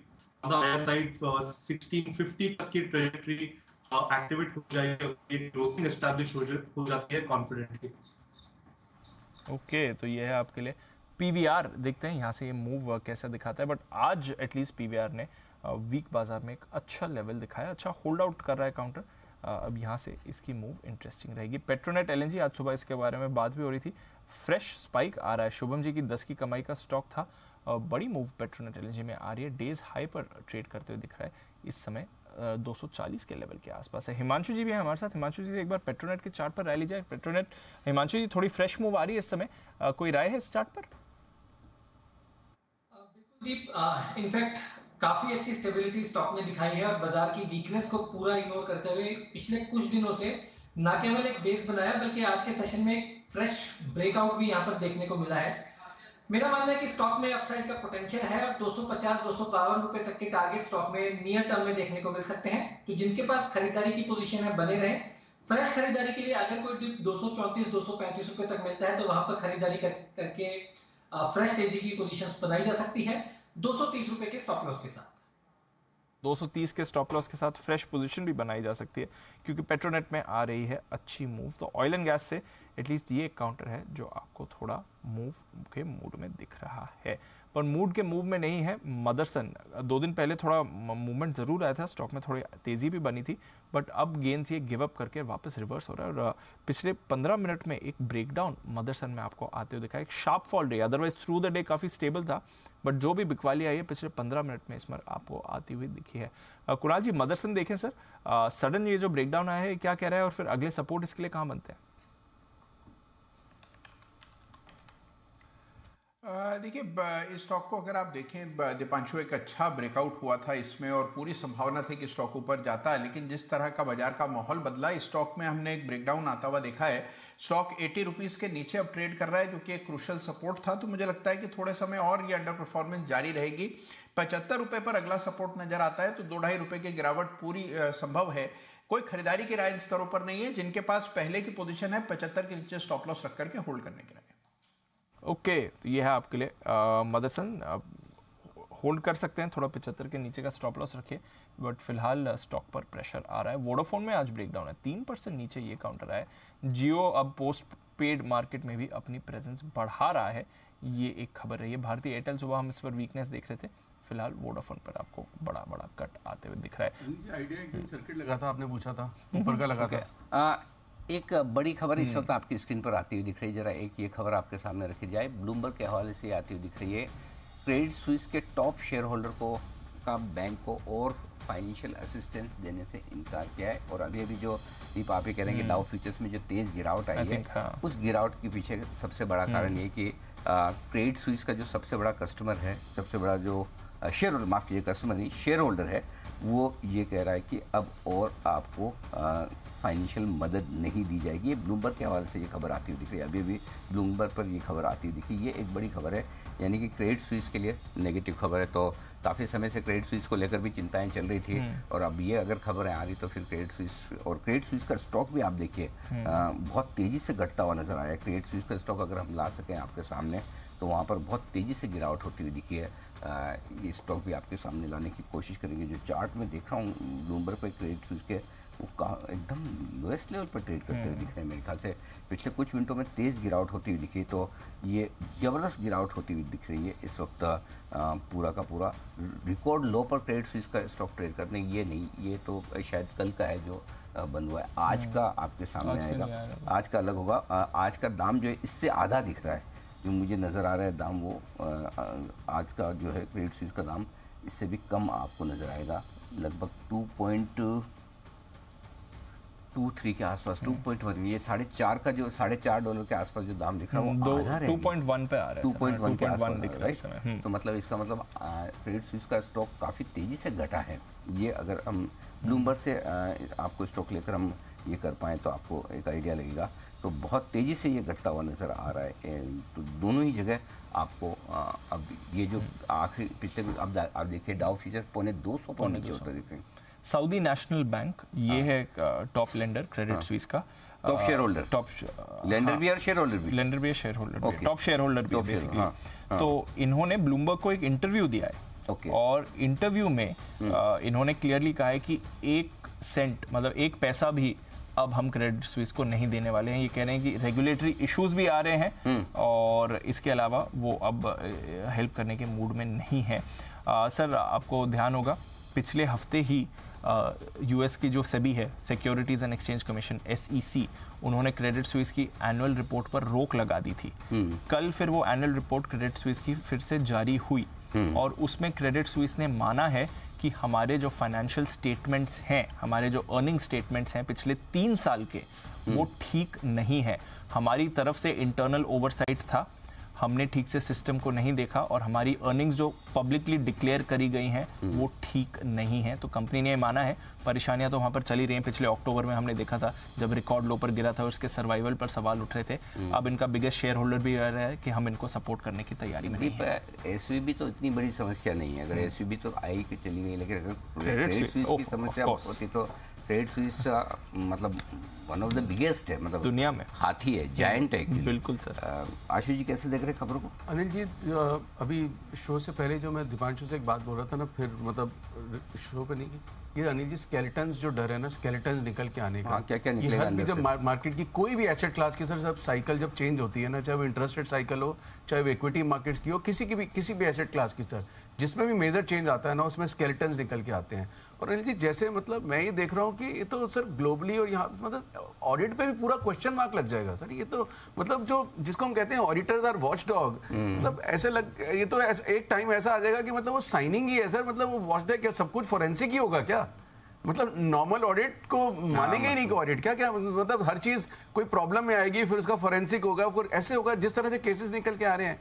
सो these are not good science sir. तो ये ऐसे नहीं, एक्चुअली मैं बताऊं क्योंकि मैं सीईओ हूं तो मैं आपको इस बारे में बता सकता हूं। क्या होता है कि हमें जो पहली चीज़ सिखाई जाती थी ऑडिटिंग में कि auditor is a watch dog not a blood hound. हम शिकारी कुत्ते नहीं हैं, राइट?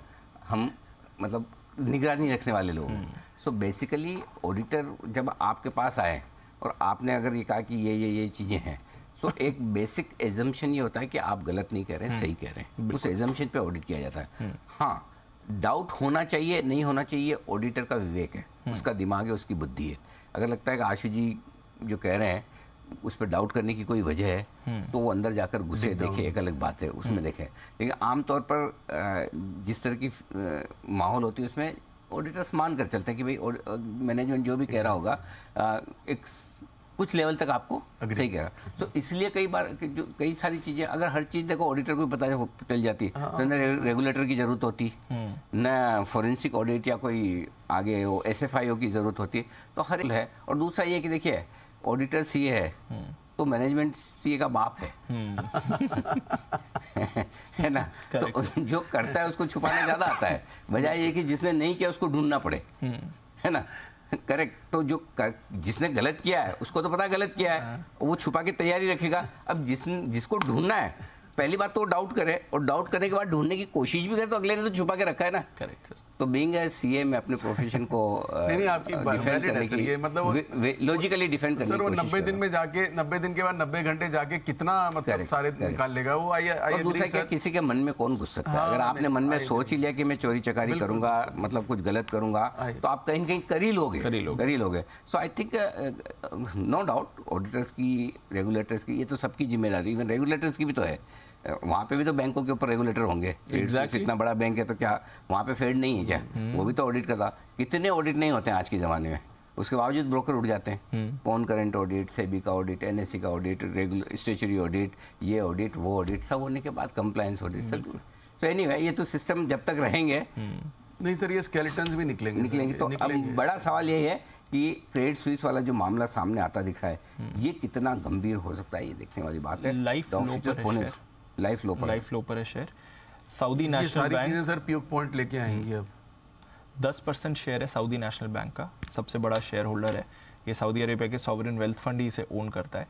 इनसे बेसिकली कॉन्टेक्स्ट सवाल ये पूछा गया था कि अगर क्रेडिट स्विस में लिक्विडिटी परेशानी आती है यहाँ से आगे जाकर तो क्या आप इनकी सहायता करेंगे?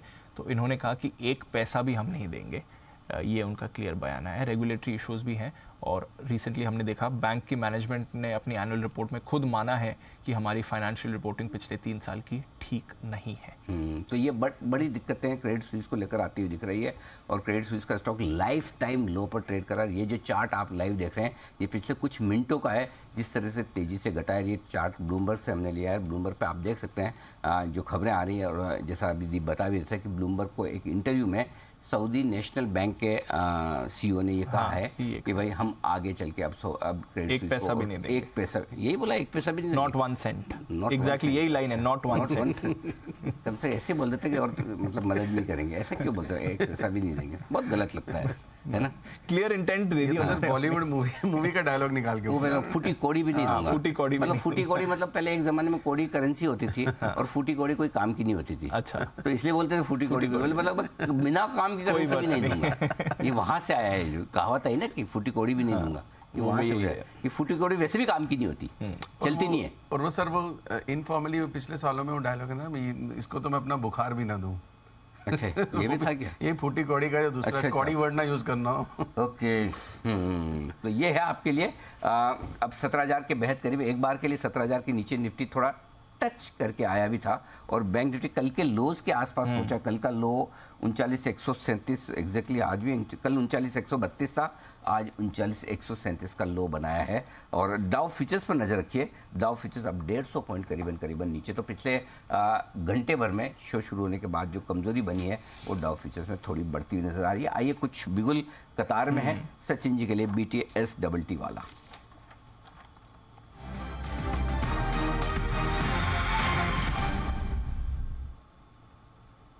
बताएं सर। अनिल जी, हमने शुरुआत की थी टाटा मोटर्स के सेल से। लगभग ये अपने प्रीवियस 2 वीकली स्विंग लोज को भी ये तोड़ने का प्रयास कर रहा है। एंड जिस तरीके से निफ्टी ऑटो का स्ट्रक्चर है, वहां पर एक क्लासिक ट्रिपल टॉप फॉर्मेशन है। 13,400 के आसपास ये फॉर्मेशन कंफर्म हो चुका था। उसके बाद लगभग 8% की यहाँ पर डिक्लाइन अनफोल्ड हुई है। एंड जिस तरीके से स्ट्रक्चर है, अभी भी यहाँ से 5 से 6% की डिक्लाइन अवेलेबल है। तो मुझे लग रहा है ऑटोज पे ध्यान देना चाहिए। एंड उसमें से ही हमने एक स्टॉक हमारे क्लाइंट्स को भी रेकमेंड किया है। ऑन द शॉर्ट साइड मुझे लग रहा है यहाँ पर बजाज ऑटो का जो स्ट्रक्चर है वो भी थोड़ा सा वीक ही है। जिस तरीके से इसने अपने प्रीवियस डे स्विंग लो को तोड़ा है, प्लस एक ट्रायंगुलर फॉर्मेशन है, ये ट्रायंगुलर फॉर्मेशन का ब्रेकडाउन होने की प्रोबेबिलिटी ज्यादा नजर आ रही है। सो target on the lower side लगभग अराउंड 36-30 तक का अवेलेबल है। तो फ्रेश शॉर्ट्स ऐड करने हैं बजाज ऑटो के फ्यूचर्स में। स्टॉप लॉस आपको यहाँ से लगाना है अराउंड 3770 पे। एंड एक ही टारगेट होगा अराउंड 3660 का, जहां पर आपको आपके पोजीशंस रिव्यू करनी है। ओके, तो बजाज ऑटो पर भी सेल कॉल आ रही है। टाटा मोटर्स का ऑलमोस्ट टारगेट के करीब है ये काउंटर, और बजाज ऑटो पर अब फ्रेश सेल है सचिन जी का। आइए हिमांशु जी के पास चलते हैं, हिटमैन हिमांशु के लिए।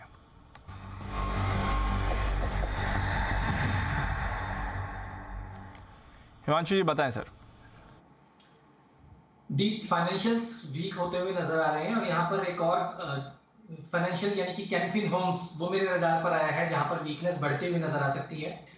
कैनफिन होम के फ्यूचर्स में बिकवाली करेंगे 528 529 के करंट लेवल्स हैं। 534 के ऊपर का स्टॉप लॉस लगाना है, 534 रुपए के ऊपर का।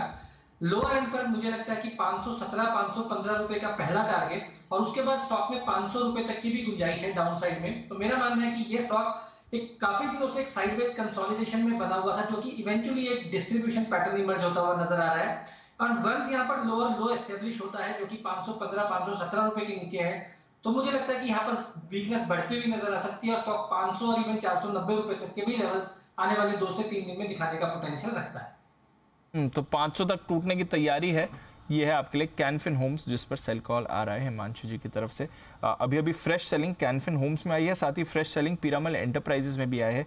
इस काउंटर पर भी आप प्रेशर बनते हुए देख रहे हैं। तो दोनों NBFCs पर प्रेशर है। फाइनेंशियल्स की बात करें, इंश्योरेंस कंपनीज भी प्रेशर में आए। SBI लाइफ, HDFC लाइफ दोनों पर ही आपको गिरावट आती हुई दिख रही है। इन पर भी रखनी है आपको नजर। आइए सुमित जी और लेते हैं उनके साथ कैश का ऑप्शन।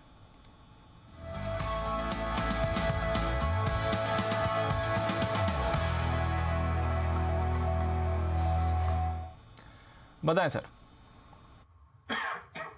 दिवांशु, सुबह जब मार्केट डेज हाई पे था तब कॉन्ट्रा बेट लिया था, निफ्टी के अंदर पुट दिया था, और पुट के अंदर वन वे मूव इंट्राडे में देखने को मिला है, और वहां से निफ्टी करीब करीब 150 से 200 पॉइंट गिरा है। तो उसमें टारगेट हिट हुआ है, तो उसमें टारगेट हिट का मूवर लगा सकते हैं। निफ्टी का 17,200 का पुट का मैं बात कर रहा हूँ।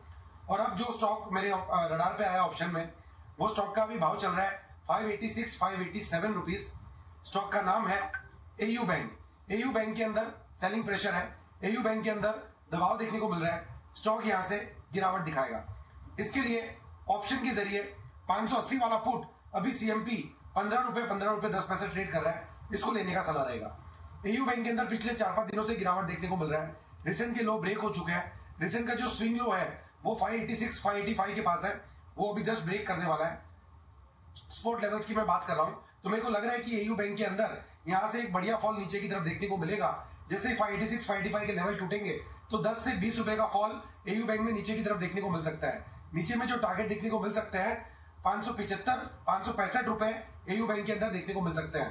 580 वाला पुट यहाँ पे खरीदारी करें, 10 रुपए का नीचे में स्टॉप लॉस लगाएं, ऊपर में 20 रुपए का पहला टारगेट बनेगा, 24 रुपए का दूसरा टारगेट बनेगा। ये 2 टारगेट्स को ध्यान में रखते हुए AU बैंक का 580 का पुट खरीदारी करके चलने का सलाह रहेगा। तो 20 और 24 के लेवल्स के लिए पुट पर खरीदारी करने 580 का। ये है AU small finance bank. Banks में फ्रेश सेलिंग आ रही है, 300 पॉइंट नीचे बैंक निफ्टी है, 17,000 का लेवल भी निफ्टी ने अभी तोड़ा है। आशु जी, एसबीआई पे जो एसबीआई का स्प्रेड है ना, मुझे लगता है उससे निकल जाना चाहिए, बाद में बनाना चाहिए, क्योंकि एक तो बैंक्स में बिल्कुल फ्रेश ब्रेकडाउन है और ये बैंक निफ्टी तो जिस तरह से ब्रेक हो रही है और 1000 पॉइंट निकल जाएंगे तो सरप्राइजिंग बात नहीं है। और दूसरी चीज़ एक और भी है, क्योंकि आजकल मैं मतलब ट्रैक तो करता ही हूँ, मतलब जैसे अनिल जी हमेशा बोलते हैं, पिछले दिनों में सचिन ने इतनी बढ़िया अनिल जी सेल कॉल्स दी हैं ना, मतलब कमाल की सेल कॉल्स दी हैं। और अभी जब मैं दे रहा था ना तो सचिन ने मैसेज किया कि स्टेट बैंक में भी ना अभी दम नहीं लग रहा, तो डबल इफेक्ट आ गया मेरे पे आजकल, मतलब उसका। और बिल्कुल वो ठीक बोल रहा है कि बैंक्स के। हाँ जी सुमित जी, सुमित जी आपके नए फेवरेट। हाँ नहीं सुमित तो बिल्कुल मैं दे ही रहा हूँ, बड़े खतरनाक सेलिंग नहीं, बट आज जैसे तेजी में दी ना अनिल जी, मजा आता तेजी में। 17,700 से सचिन बोल रहा है बेचने के लिए, और ऊपर में जो स्टॉक्स दिए, मैं डे टू डे की बात नहीं कर रहा हूँ, 100 पॉइंट नहीं 200 पॉइंट तो बोलते हैं। 17,150 पे पुट ऑप्शन, हाँ बहुत अच्छी पुट ऑप्शन थी। और मैं तो अनिल जी, सुमित जी का सुबह एमजीएल शॉर्ट कॉल था, सुबह सुमित जी का बंधन बैंक में पुट ऑप्शन था। सुमित तो कई दिनों से दे रहा है, सुमित जी को नहीं देख दो, कई दिनों से देख रहा हूँ मैं। सुमित जी विशेष टिप्पणी आपकी एकदम सही बोल रहे हैं जी आप, पता नहीं है मेरे को क्यों नहीं देख रहे हैं। 200 पॉइंट बढ़ने पे ना सुमित एकदम तेजी में भी आ जाएगा। सचिन कंसिस्टेंट मंदी में रहा इस बार, सचिन की विशेष टिप्पणी भी ले लो। चलिए बढ़िया है, तो ठीक है, ये है आपके लिए पूरा कवर। और 200 पॉइंट अब डाउ फ्यूचर्स नीचे हो चुके हैं, निकल जाना चाहिए किसी भी, काफी तेज मार पड़ती दिख रही है। अब तो आज 17,000 को क्लोजिंग बेसिस पे बचाना भी भारी, अब मुश्किल दिख रहा है सर। मार पड़ रही है और सेल कॉल्स भी बढ़ रही हैं आपके लिए। 39,100 के नीचे है बैंक निफ्टी। आइए बिगुल एक और हिमांशु जी के लिए आपका हिटमैन हिमांशु।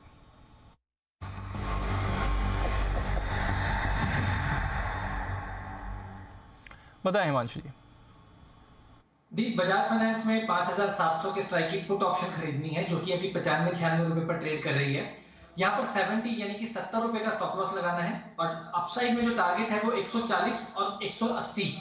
5,700 के बजाज फाइनेंस की पुट ऑप्शन खरीदनी है 140 और 180 के टारगेट्स के लिए 70 रुपए के स्टॉप लॉस के साथ। बजाज फाइनेंस और बजाज फिनसर्व दोनों ही लगाड़ है, काफी दिनों से करेक्टिव मोड में है, और मुझे लगता है कि ये जो वीकनेस है फाइनेंशियल्स की तरफ से आती हुई नजर आ रही है, ये वीकनेस इन स्टॉक को, स्पेशली बजाज फाइनेंस को, प्रीवियस स्विंग लो की तरफ यानी कि 5500 की तरफ ले जाने का पोटेंशियल रखती है। ऐसा होने पर इस ऑप्शन में काफी अच्छी गेन देखने को मिल सकते हैं। तो 5,700 के स्ट्राइक की पुट ऑप्शन खरीदारी करके चलेंगे बजाज फाइनेंस। तो बजाज फाइनेंस यहाँ पर आपको रखनी है नजर, पुट ऑप्शन खरीद कर आप चल सकते हैं। तो सडनली एसवीबी का क्राइसिस तो खैर छोटा लग रहा है, अगर क्रेडिट स्विस सच में क्राइसिस में जा रहा है तो फिर बड़ी परेशानी यहाँ पर आपको बनती हुई दिख सकती है। इसलिए आप बैंक की पिटाई देखिए अक्रॉस द बोर्ड जो होती हुई दिख रही है। बैंक ऑफ बड़ौदा 2% नीचे अब आ चुका है, एसबीआई में अब 2% का कट है, कैनरा बैंक 2% नीचे आ रहा है। सारे बैंक्स पर अब आपको प्रेशर बनते हुए दिख रहा है। एचडीएफसी बैंक पर तो ऑलरेडी आपके लिए सेल कॉल आ ही चुका था, इंडसइंड भी फंसा हुआ है, एक्सिस भी फंसा हुआ है, बस आईसीआईसीआई एक होल्ड आउट कर रहा है, देखते हैं कितना होल्ड आउट करेगा। और कोटक में आपको 1.5% की मूव अपसाइड पर दिख रही है, अदरवाइज सारे बैंक्स में आपको परेशानी बनी हुई है। आईसीआईसीआई बैंक, एक बार इसके लेवल्स का भी चेक लिया जाए। कुणाल जी एक बार आईसीआईसीआई बैंक के इंपॉर्टेंट लेवल्स बताएं सर, ये भी अभी नेगेटिव टेरिटरी में आ गया।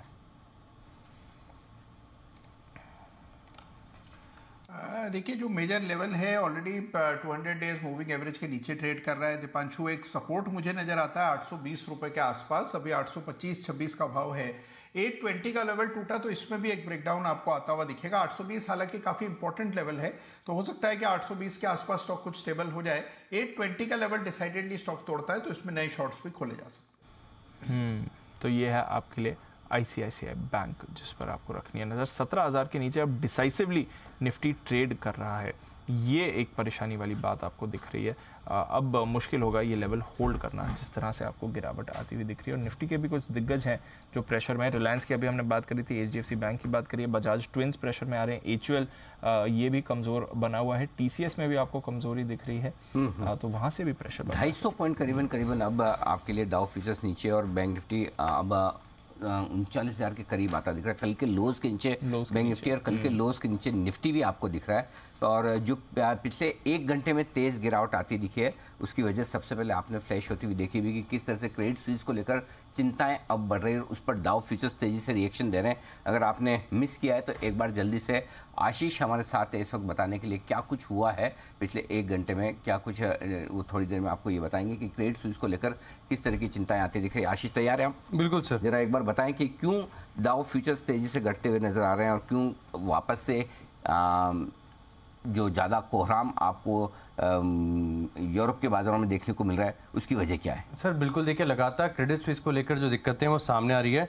अभी फिलहाल थोड़ी देर पहले ही ब्लूमबर्ग के हवाले से खबर रही है कि यहाँ पर जो इनके टॉप शेयर होल्डर्स हैं, इन्होंने कह दिया कि बैंक को और सहायता देने से पूरी तरीके से इनकार कर दिया। सऊदी नेशनल बैंक का जो है सहायता देने से पूरी तरीके से इनकार कर दिया है और क्रेडिट स्विस का शेयर रिकॉर्ड निश्चित स्तर पर पहुंच गया। लगातार गिरावट यहाँ पर देखने को मिल रही है।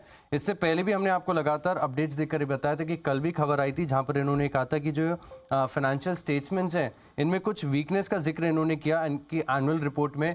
इससे पहले अगर आप देखें तो एसईसी ने भी कहा था कि आप इतनी देर क्यों लगा रहे हैं एनुअल रिपोर्ट फाइल करने में, तो उन्होंने कहा था कि साल 2021 और 22 के जो कैश फ्लोज हैं यहाँ पर कुछ चेंजेस हैं। हालांकि जब कंपनी ने अपडेट देकर ये बताया था कि चेंजेस होंगे तो ये नहीं कहा था कि नतीजों में चेंजेस हैं, लेकिन थोड़ी सी यहाँ पर अगर आप देखें तो वीकनेस का इन्होंने जिक्र किया है।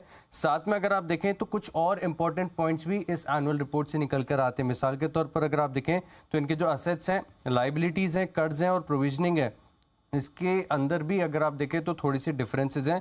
और पिछले 3 साल से अगर आप देखें तो इनके जो नतीजे हैं इन्होंने संशोधित किए हैं। ऑलरेडी ऑडिटेड नतीजे तो चिंता काफ़ी ज़्यादा बढ़ जाती है। इसके अलावा इन्होंने ये भी कहा है कि रिस्क को इन्होंने ठीक तरीके से मैनेज नहीं किया। यहाँ पर भी अगर आप देखें तो कंपनी की तरफ से कुछ जो है ढिलाई बढ़ती गई है, इसका असर यहाँ पर देखने को मिला है। और देखिए सर, इसी का कारण है कि स्टॉक में लगातार गिरावट देखने को मिल रही है।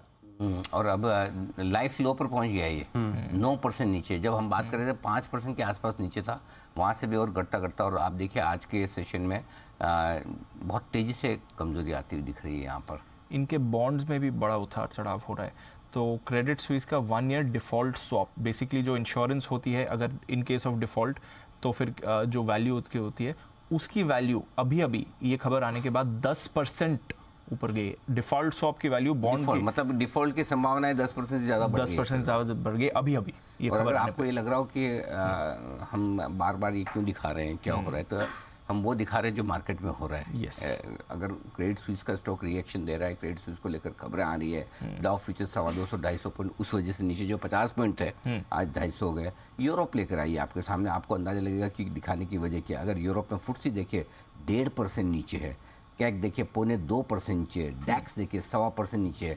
अगर एशिया, यूरोप, अमेरिका के फ्यूचर्स किसी चीज़ पर रिएक्शन दे रहे हैं तो आपके लिए जानना ज़रूरी है। अगर आप रात को जानेंगे और कल सुबह आप सोचेंगे अगर मुझे 2:30 बजे पता चल जाता, 2 बजे पता चल जाता, 3 बजे भी चल जाता, 3:30 के पहले कभी भी चल जाता तो अच्छा होता। तो इस वजह से आपको ये बताना ज़रूरी है जो कुछ भी। और इस वक्त सारे के सारे फैक्टर्स आपके लिए ग्लोबल मार्केट के, जो कुछ हो रहा है बाहर से ही हो रहा है, इसलिए बाहर के किसी भी खबर पर किसी तरह का रिएक्शन तो हमारी टीम पूरी तरह से मुस्तैद खड़ी है और हर वक्त उनकी नज़रें हैं। जो भी खबर जहाँ से भी आ रही है हम आपको दे रहे हैं। अभी जो ये खबरें आ रही है पूरा का पूरा रिएक्शन ग्लोबल मार्केट्स का इन्हीं खबरों पर आता हुआ दिख रहा है। 39,000 ये लेवल बैंक निफ्टी पर खतरे में साफ नज़र आ रहा है। 400 पॉइंट अब बैंक निफ्टी नीचे लुढ़कता हुआ दिख रहा है और डे लो पर आपको बैंक निफ्टी नज़र आएगा। ये साफ संकेत इस वक्त है। तो दीप मार तेजी से पड़ती हुई दिख रही है और कुछ अहम लेवल के नीचे बैंक निफ्टी अब जाता है। 1 ईयर डिफॉल्ट स्वैप, 5 साल का डिफॉल्ट स्वैप, दोनों में बड़ा स्पाइक आ रहा है। तो इनके जो बॉन्ड मार्केट है वो भी रिएक्ट इस समय और ज़्यादा शार्प रिएक्शन वहाँ से आ रहा है। यूजुअली हम बात भी करते हैं कि बॉन्ड मार्केट भी एक इंडिकेशन होता है जब भी लिक्विडिटी रिलेटेड इश्यूज़ की बात निकल कर जाती है। और जो फॉल आ रहा है वो भी ज़्यादातर आपको बैंकिंग स्टॉक्स में देखने को मिल रहा है, क्योंकि RBL 3% नीचे है, SBI 2% नीचे है, आप देखिए इंडसइंड बैंक 2% नीचे है। यहाँ पर एक सरप्राइजिंगली एक स्टॉक बहुत कमज़ोर होता है जो दिख रहा है, जो निफ्टी पर दबाव बना है, रिलायंस। 2% नीचे। रिलायंस 200 रुपये निकल चुका है पिछले 4 सेशन में। मतलब 2425-50 का लेवल जो होता था वहाँ से 2225-50 के लेवल पर आ चुका है। 7% नीचे, 7-8%। तो इस फॉल में चुपचाप बिना किसी को पता कि रिलायंस ने बड़ा अपना कंट्रीब्यूशन किया बाजार को गिराने में। पहले अदानी ग्रुप के स्टॉक से बाजार गिर रहा था, अब रिलायंस का भी कंट्रीब्यूशन पूरा आपको साफ साफ नजर आएगा कि किस तरह से रिलायंस भी तेजी से कमजोर होकर नीचे आता दिख रहा है। बिल्कुल, तो रिलायंस पर आपको प्रेशर बनते हुए दिख रहा है इस समय, HUL पर प्रेशर बनते हुए दिख रहा है, सारे बैंक्स पर प्रेशर दिख रहा है। 450 पॉइंट नीचे बैंक निफ्टी आ गया अनिल जी। अब तो बाकी बाजार के मूवमेंट की वैल्यू ही नहीं बचती अगर 450 पॉइंट का कट आप बैंक निफ्टी पर देख रहे हैं। इंट्राडे बहुत ही शार्प स्विंग आपको होते हुए दिखा है और सारे बैंक्स पर प्रेशर पड़ रहा है इस समय। 38,950 ये है आपके लिए बैंक निफ्टी की राय। आशु जी, निफ्टी का भी बुल स्प्रेड होल्ड करना है अभी या फिर निफ्टी में दीपांशु 10 रुपए है तो 5 रुपए निकल जाना चाहिए, कुछ मिलेगा नहीं क्योंकि ये जो नया फॉल आया है इससे बिल्कुल निकल जाना चाहिए। कोई उसमें है नहीं, मतलब कुछ भी चांस नहीं बन रहा है, मतलब कुछ भी। ओके, तो इसलिए वो था कि अब तो बिल्कुल ऑल फॉल डाउन वाला हो गया। और जैसे अनिल जी ने बोला, रिलायंस, बड़े बड़े दिग्गज जिस तरह से हैं, और बैंकिंग HDFC बैंक भी 1500 की तरफ जा रहा है, तो I will not be surprise कि यहाँ से भी 50 रुपये और HDFC बैंक निकल जाए अगले कुछ दिनों के अंदर। ओके, तो यहाँ से 50 रुपये और HDFC बैंक के भी निकलने की पूरी संभावना आपके लिए बनती हुई दिखती है। बुरा हाल बाजार का इस समय हो रहा है, फाइनेंशियल्स की तो भारी पिटाई हो रही है। RBL बैंक देखिए 3.5% का कट दिखा रहा है। हमारे मिड कैप बैंक्स पर भी अब आपको सॉलिंग प्रेशर, वैसे तो अक्रॉस बैंकिंग स्पेस आ ही रही है, दिग्गज बैंक्स भी गिर रहे हैं, बट मिड कैप बैंक्स पर भी प्रेशर इस समय बन रहा है। आइए सुमित जी के पास चलते हैं, लेते हैं एक सुपर हिट कॉल।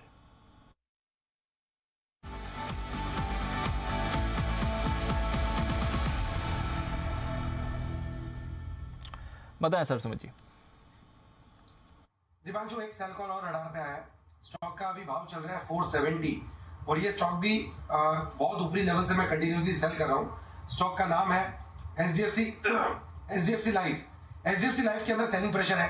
पिछले 1 महीने के अंदर या 2 महीने के अंदर स्टॉक ऊपरी लेवल से करीब 150 रुपए निकल चुका है और अभी लगता है कि यहाँ से और नीचे का फॉल देखने को मिलेगा। क्यों? क्योंकि रिसेंट के लो ये ब्रेक कर चुका है, कल का लो के नीचे ट्रेड कर रहा है और 1 महीने पहले जो लो लगे थे 470 के, उसके नीचे अभी ट्रेड कर रहा है। तो HDFC लाइफ में यहाँ पे CMB पे बिकवाली करके चलने का सलाह रहेगा। 480 रुपया फ्यूचर्स के अंदर इसका स्टॉप लॉस लगाएं। नीचे में जो इसके टारगेट देखने को मिल सकते हैं, पहला टारगेट बनेगा 455 रुपए का, दूसरा टारगेट बनेगा 450 रुपए का। 2 से 3 दिन के लिए बिकवाली करें 480 के स्टॉप लॉस से 455 और 450 के टारगेट्स के लिए। 455 450 के टारगेट के लिए HDFC लाइफ पर बिकवाली करके चलिए। अभी रेडार पर आया था HDFC लाइफ और SBI लाइफ, दोनों पर हमने गिरावट आती हुई देखी थी। HDFC लाइफ पर आपके लिए सेल कॉल आ रहा है। आइए, आखिरी 10 मिनट बाकी है, भारी सेलिंग हो रही है बाजार में, लेते हैं आनंद जी की फाइनल मार्केट स्ट्रैटेजी।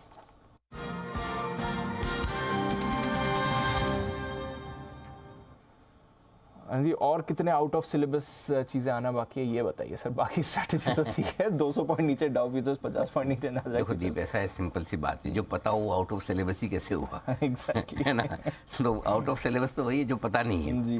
तो Credit Suisse out of syllabus नहीं है। अच्छा, ये आउट ऑफ सिलेबस नहीं है। क्रेडिट स्विस को मैं आउट ऑफ सिलेबस नहीं मानता और इसीलिए क्रेडिट स्विस पे जो रिएक्शन है 50 पॉइंट से 200 250 पॉइंट का डाउ का रिएक्शन बहुत कम है।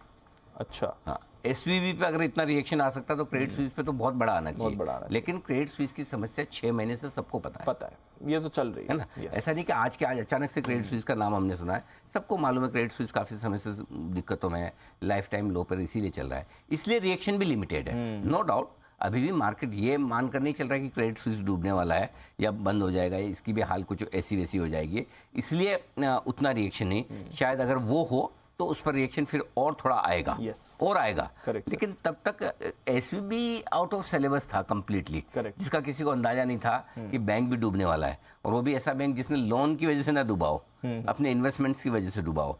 तो इसलिए मेरा ये समझना है कि क्रेडिट स्विस पे लिमिटेड रिएक्शन आ सकता है। मुझे नहीं पता दीप कि अमेरिकी बाजार आज रिएक्शन कैसे देंगे इस मामले पर। 6 महीने से चल रहा है इसलिए इग्नोर कर देंगे, कर सकते हैं। आप और मैं कौन है डिसाइड करने वाले कि ना करें, करेक्ट। और नहीं भाई, ये तो अभी SVB और सिग्नेचर से ये शुरू हुआ, अब क्रेडिट स्विस पर अगला कौन पता नहीं, तो और खराब। मुझे नहीं पता दोनों में से क्या होगा, ऑनेस्टली नहीं पता। मुझे एक चीज़ पता है और वो ये कि 39,000 के आसपास या इसके नीचे की क्लोजिंग बैंक निफ्टी पर ख़राब है। मुझे ये भी पता है 17,000 के आसपास या इसके नीचे की क्लोजिंग निफ्टी पर ख़राब है, और आपके लिए कोई तकनीकी तौर पर या किसी तौर पर बहुत अच्छा संकेत है नहीं।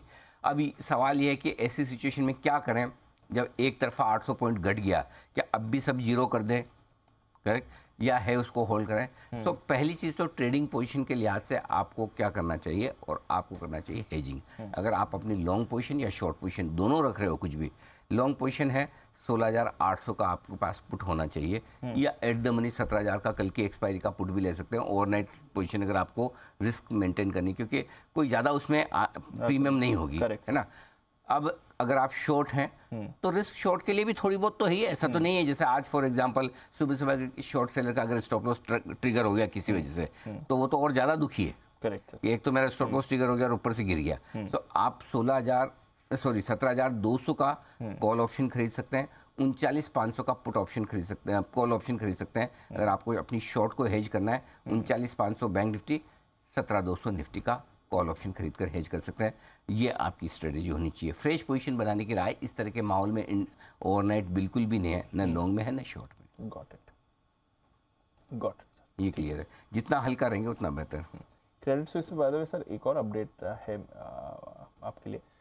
सऊदी नेशनल बैंक जो फिलहाल सबसे बड़ा शेयर होल्डर है, 10% की शेयर होल्डिंग है, उन्हीं के कमेंट्स आए जिसके बाद ये शेयर गिरना शुरू हुआ है। बट इनके एक और बड़े शेयर होल्डर हुआ करते थे, हैरिस एसोसिएट्स करके, लंबे समय तक बड़े शेयर होल्डर थे, 10% की हिस्सेदारी थी।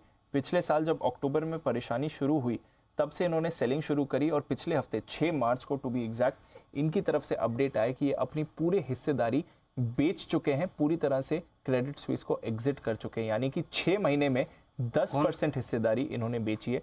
टॉप शेयर होल्डर हुआ करता था हैरिस एसोसिएट्स करके, पिछले 6 महीने में पूरी 10% हिस्सेदारी बेचकर ये एग्जिट हो चुके हैं। और उनके सीईओ ने माना है कि बैंक के फ्यूचर पर उन्हें डाउट है, इसलिए उन्होंने अपनी पूरी हिस्सेदारी बेच दी है। तो ये वार्निंग आई थी इनके सबसे बड़े शेयर होल्डर की तरफ से, ये इस समय है। और कह रहे हैं कि काफ़ी बड़े विड्रॉल्स भी इन्होंने शेयर होल्डर्स कस्टमर्स की तरफ से होते हुए दिख रहे हैं।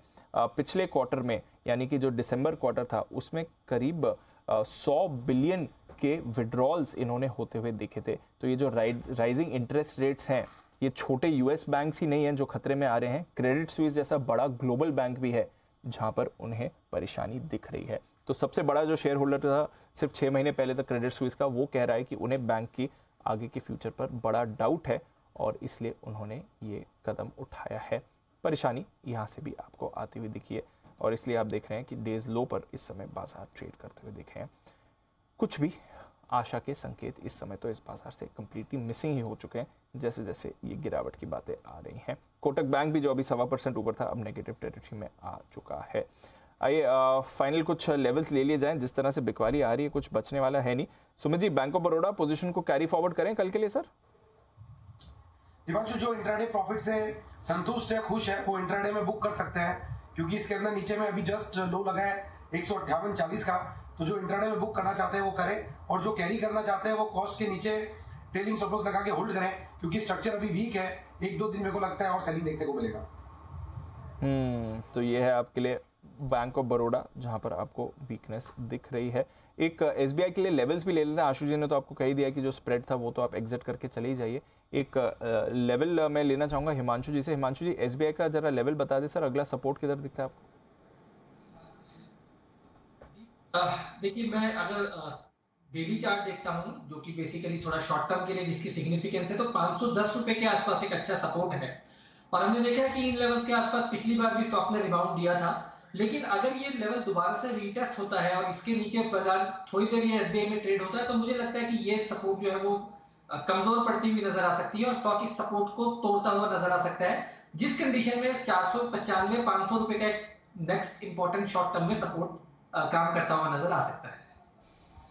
ओके, तो ये है आपके लिए बैंक्स जहां पर आपको कमजोरी आती हुई दिख रही है। आज का दिन बहुत ही खराब रहा है। जिस तरह से ब्रेकडाउन पे ब्रेकडाउन आपको आए हैं अक्रॉस बैंकिंग यूनिवर्स, परेशानी के संकेत दे रहे हैं। एचडीएफसी बैंक भी अब 1540 के लेवल पर आ गया है।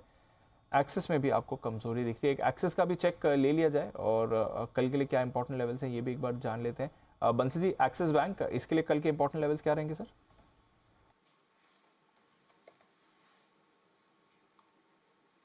दीपांशु, इसके अंदर भी अगर हम देखें तो एक क्लियर ब्रेकडाउन है और एक अहम सपोर्ट है दीपांशु, नियर बाय है 818 पर। तो 822 पे चल रहा है और जिस तरीके से बैंकिंग में मेल्टडाउन चल रहा है तो इसकी संभावना भी मुझे ज्यादा लग रही है 818 के सपोर्ट को तोड़ने की। कल मॉर्निंग में तो किसी ने ले रखा है तो दीपांशु निकलना चाहिए। और 818 के बाद नेक्स्ट सपोर्ट 795 के जोन के अराउंड आता है। तो नियर बाय सपोर्ट दीपांशु दूर है, तो जिनके पास है एक्सिस बैंक से निकल जाए। ट्रेडिंग के नजरिए से जिन्होंने ले रखा है उनको निकलने की राय है। ओके, तो ट्रेडिंग के नजरिए से अगर आपने लिया हुआ है तो फिर निकलने की राय आ रही है आपके लिए।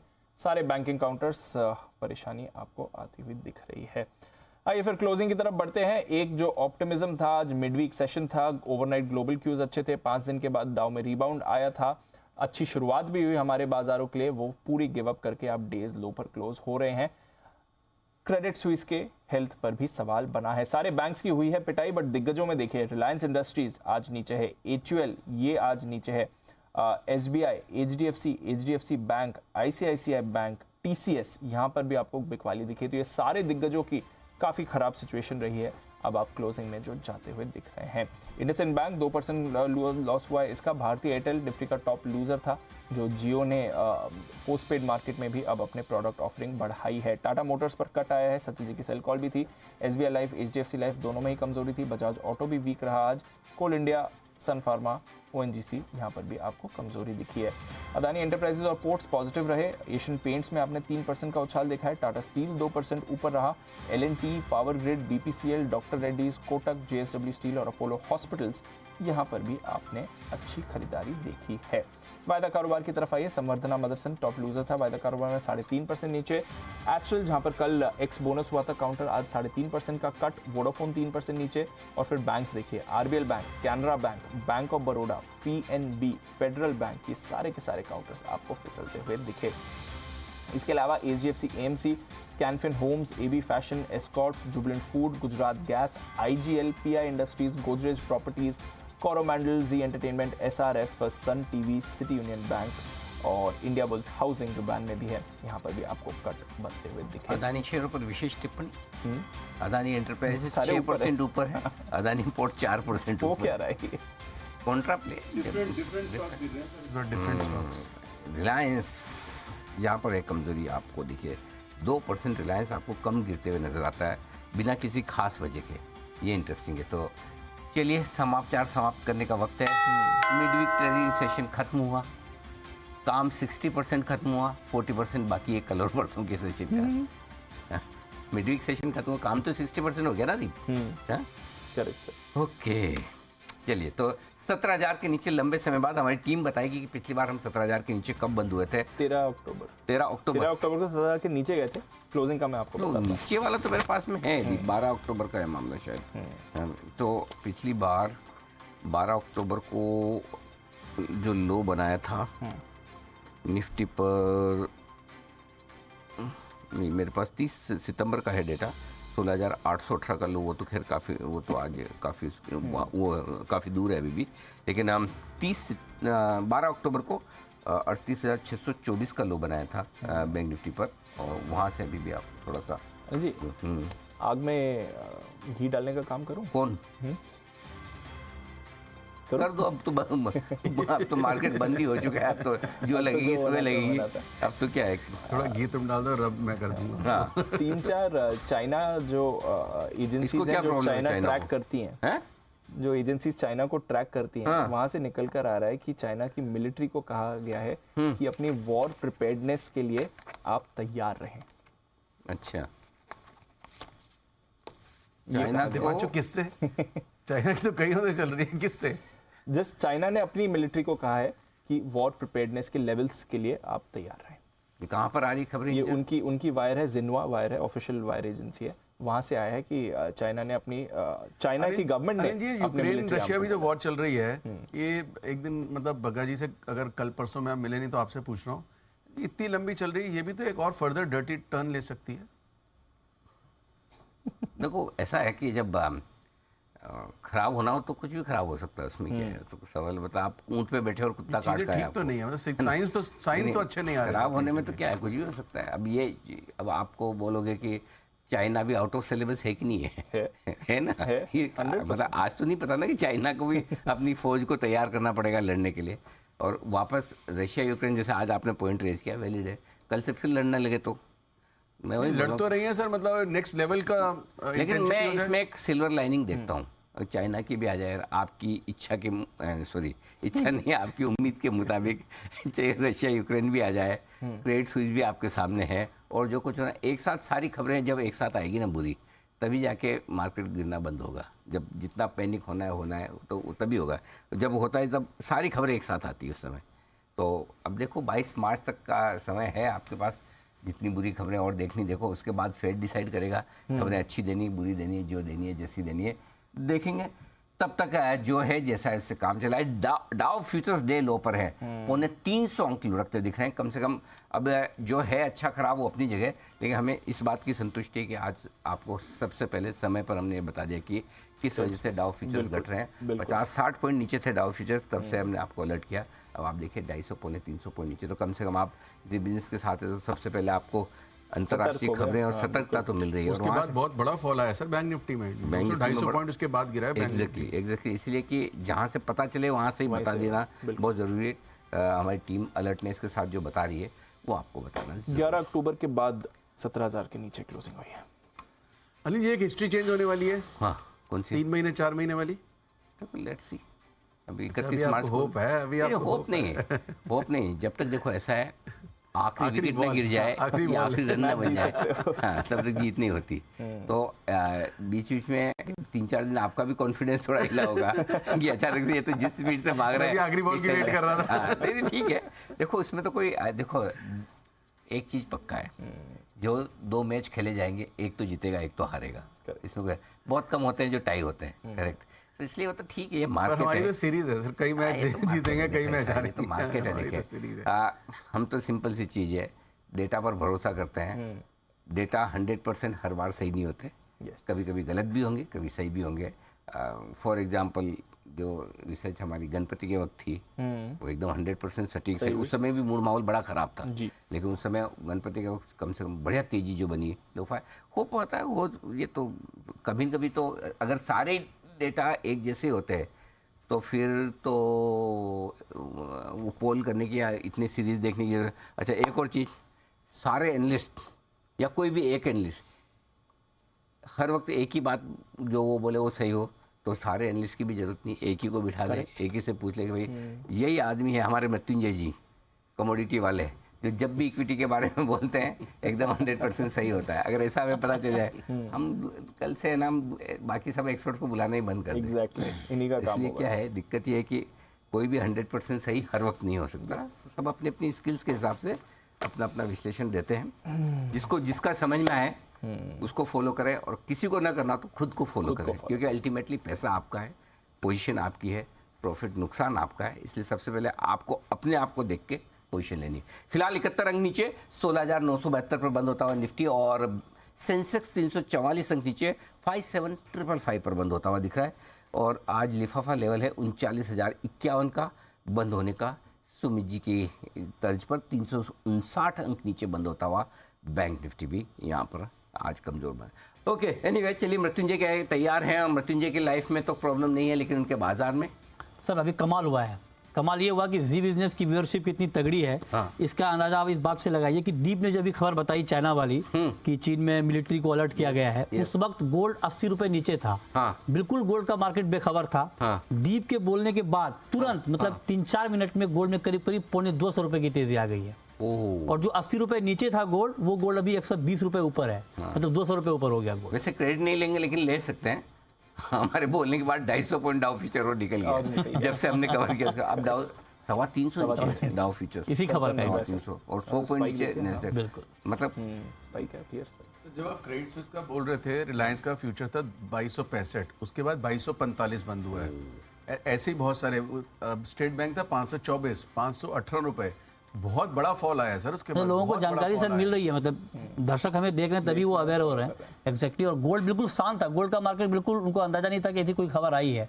दीप के बोलने के तुरंत बाद 200 रुपए गोल्ड का मार्केट रिकवर हो गया है। बड़ी तेजी की तरफ गोल्ड एक बार फिर से बढ़ता हुआ दिख रहा है।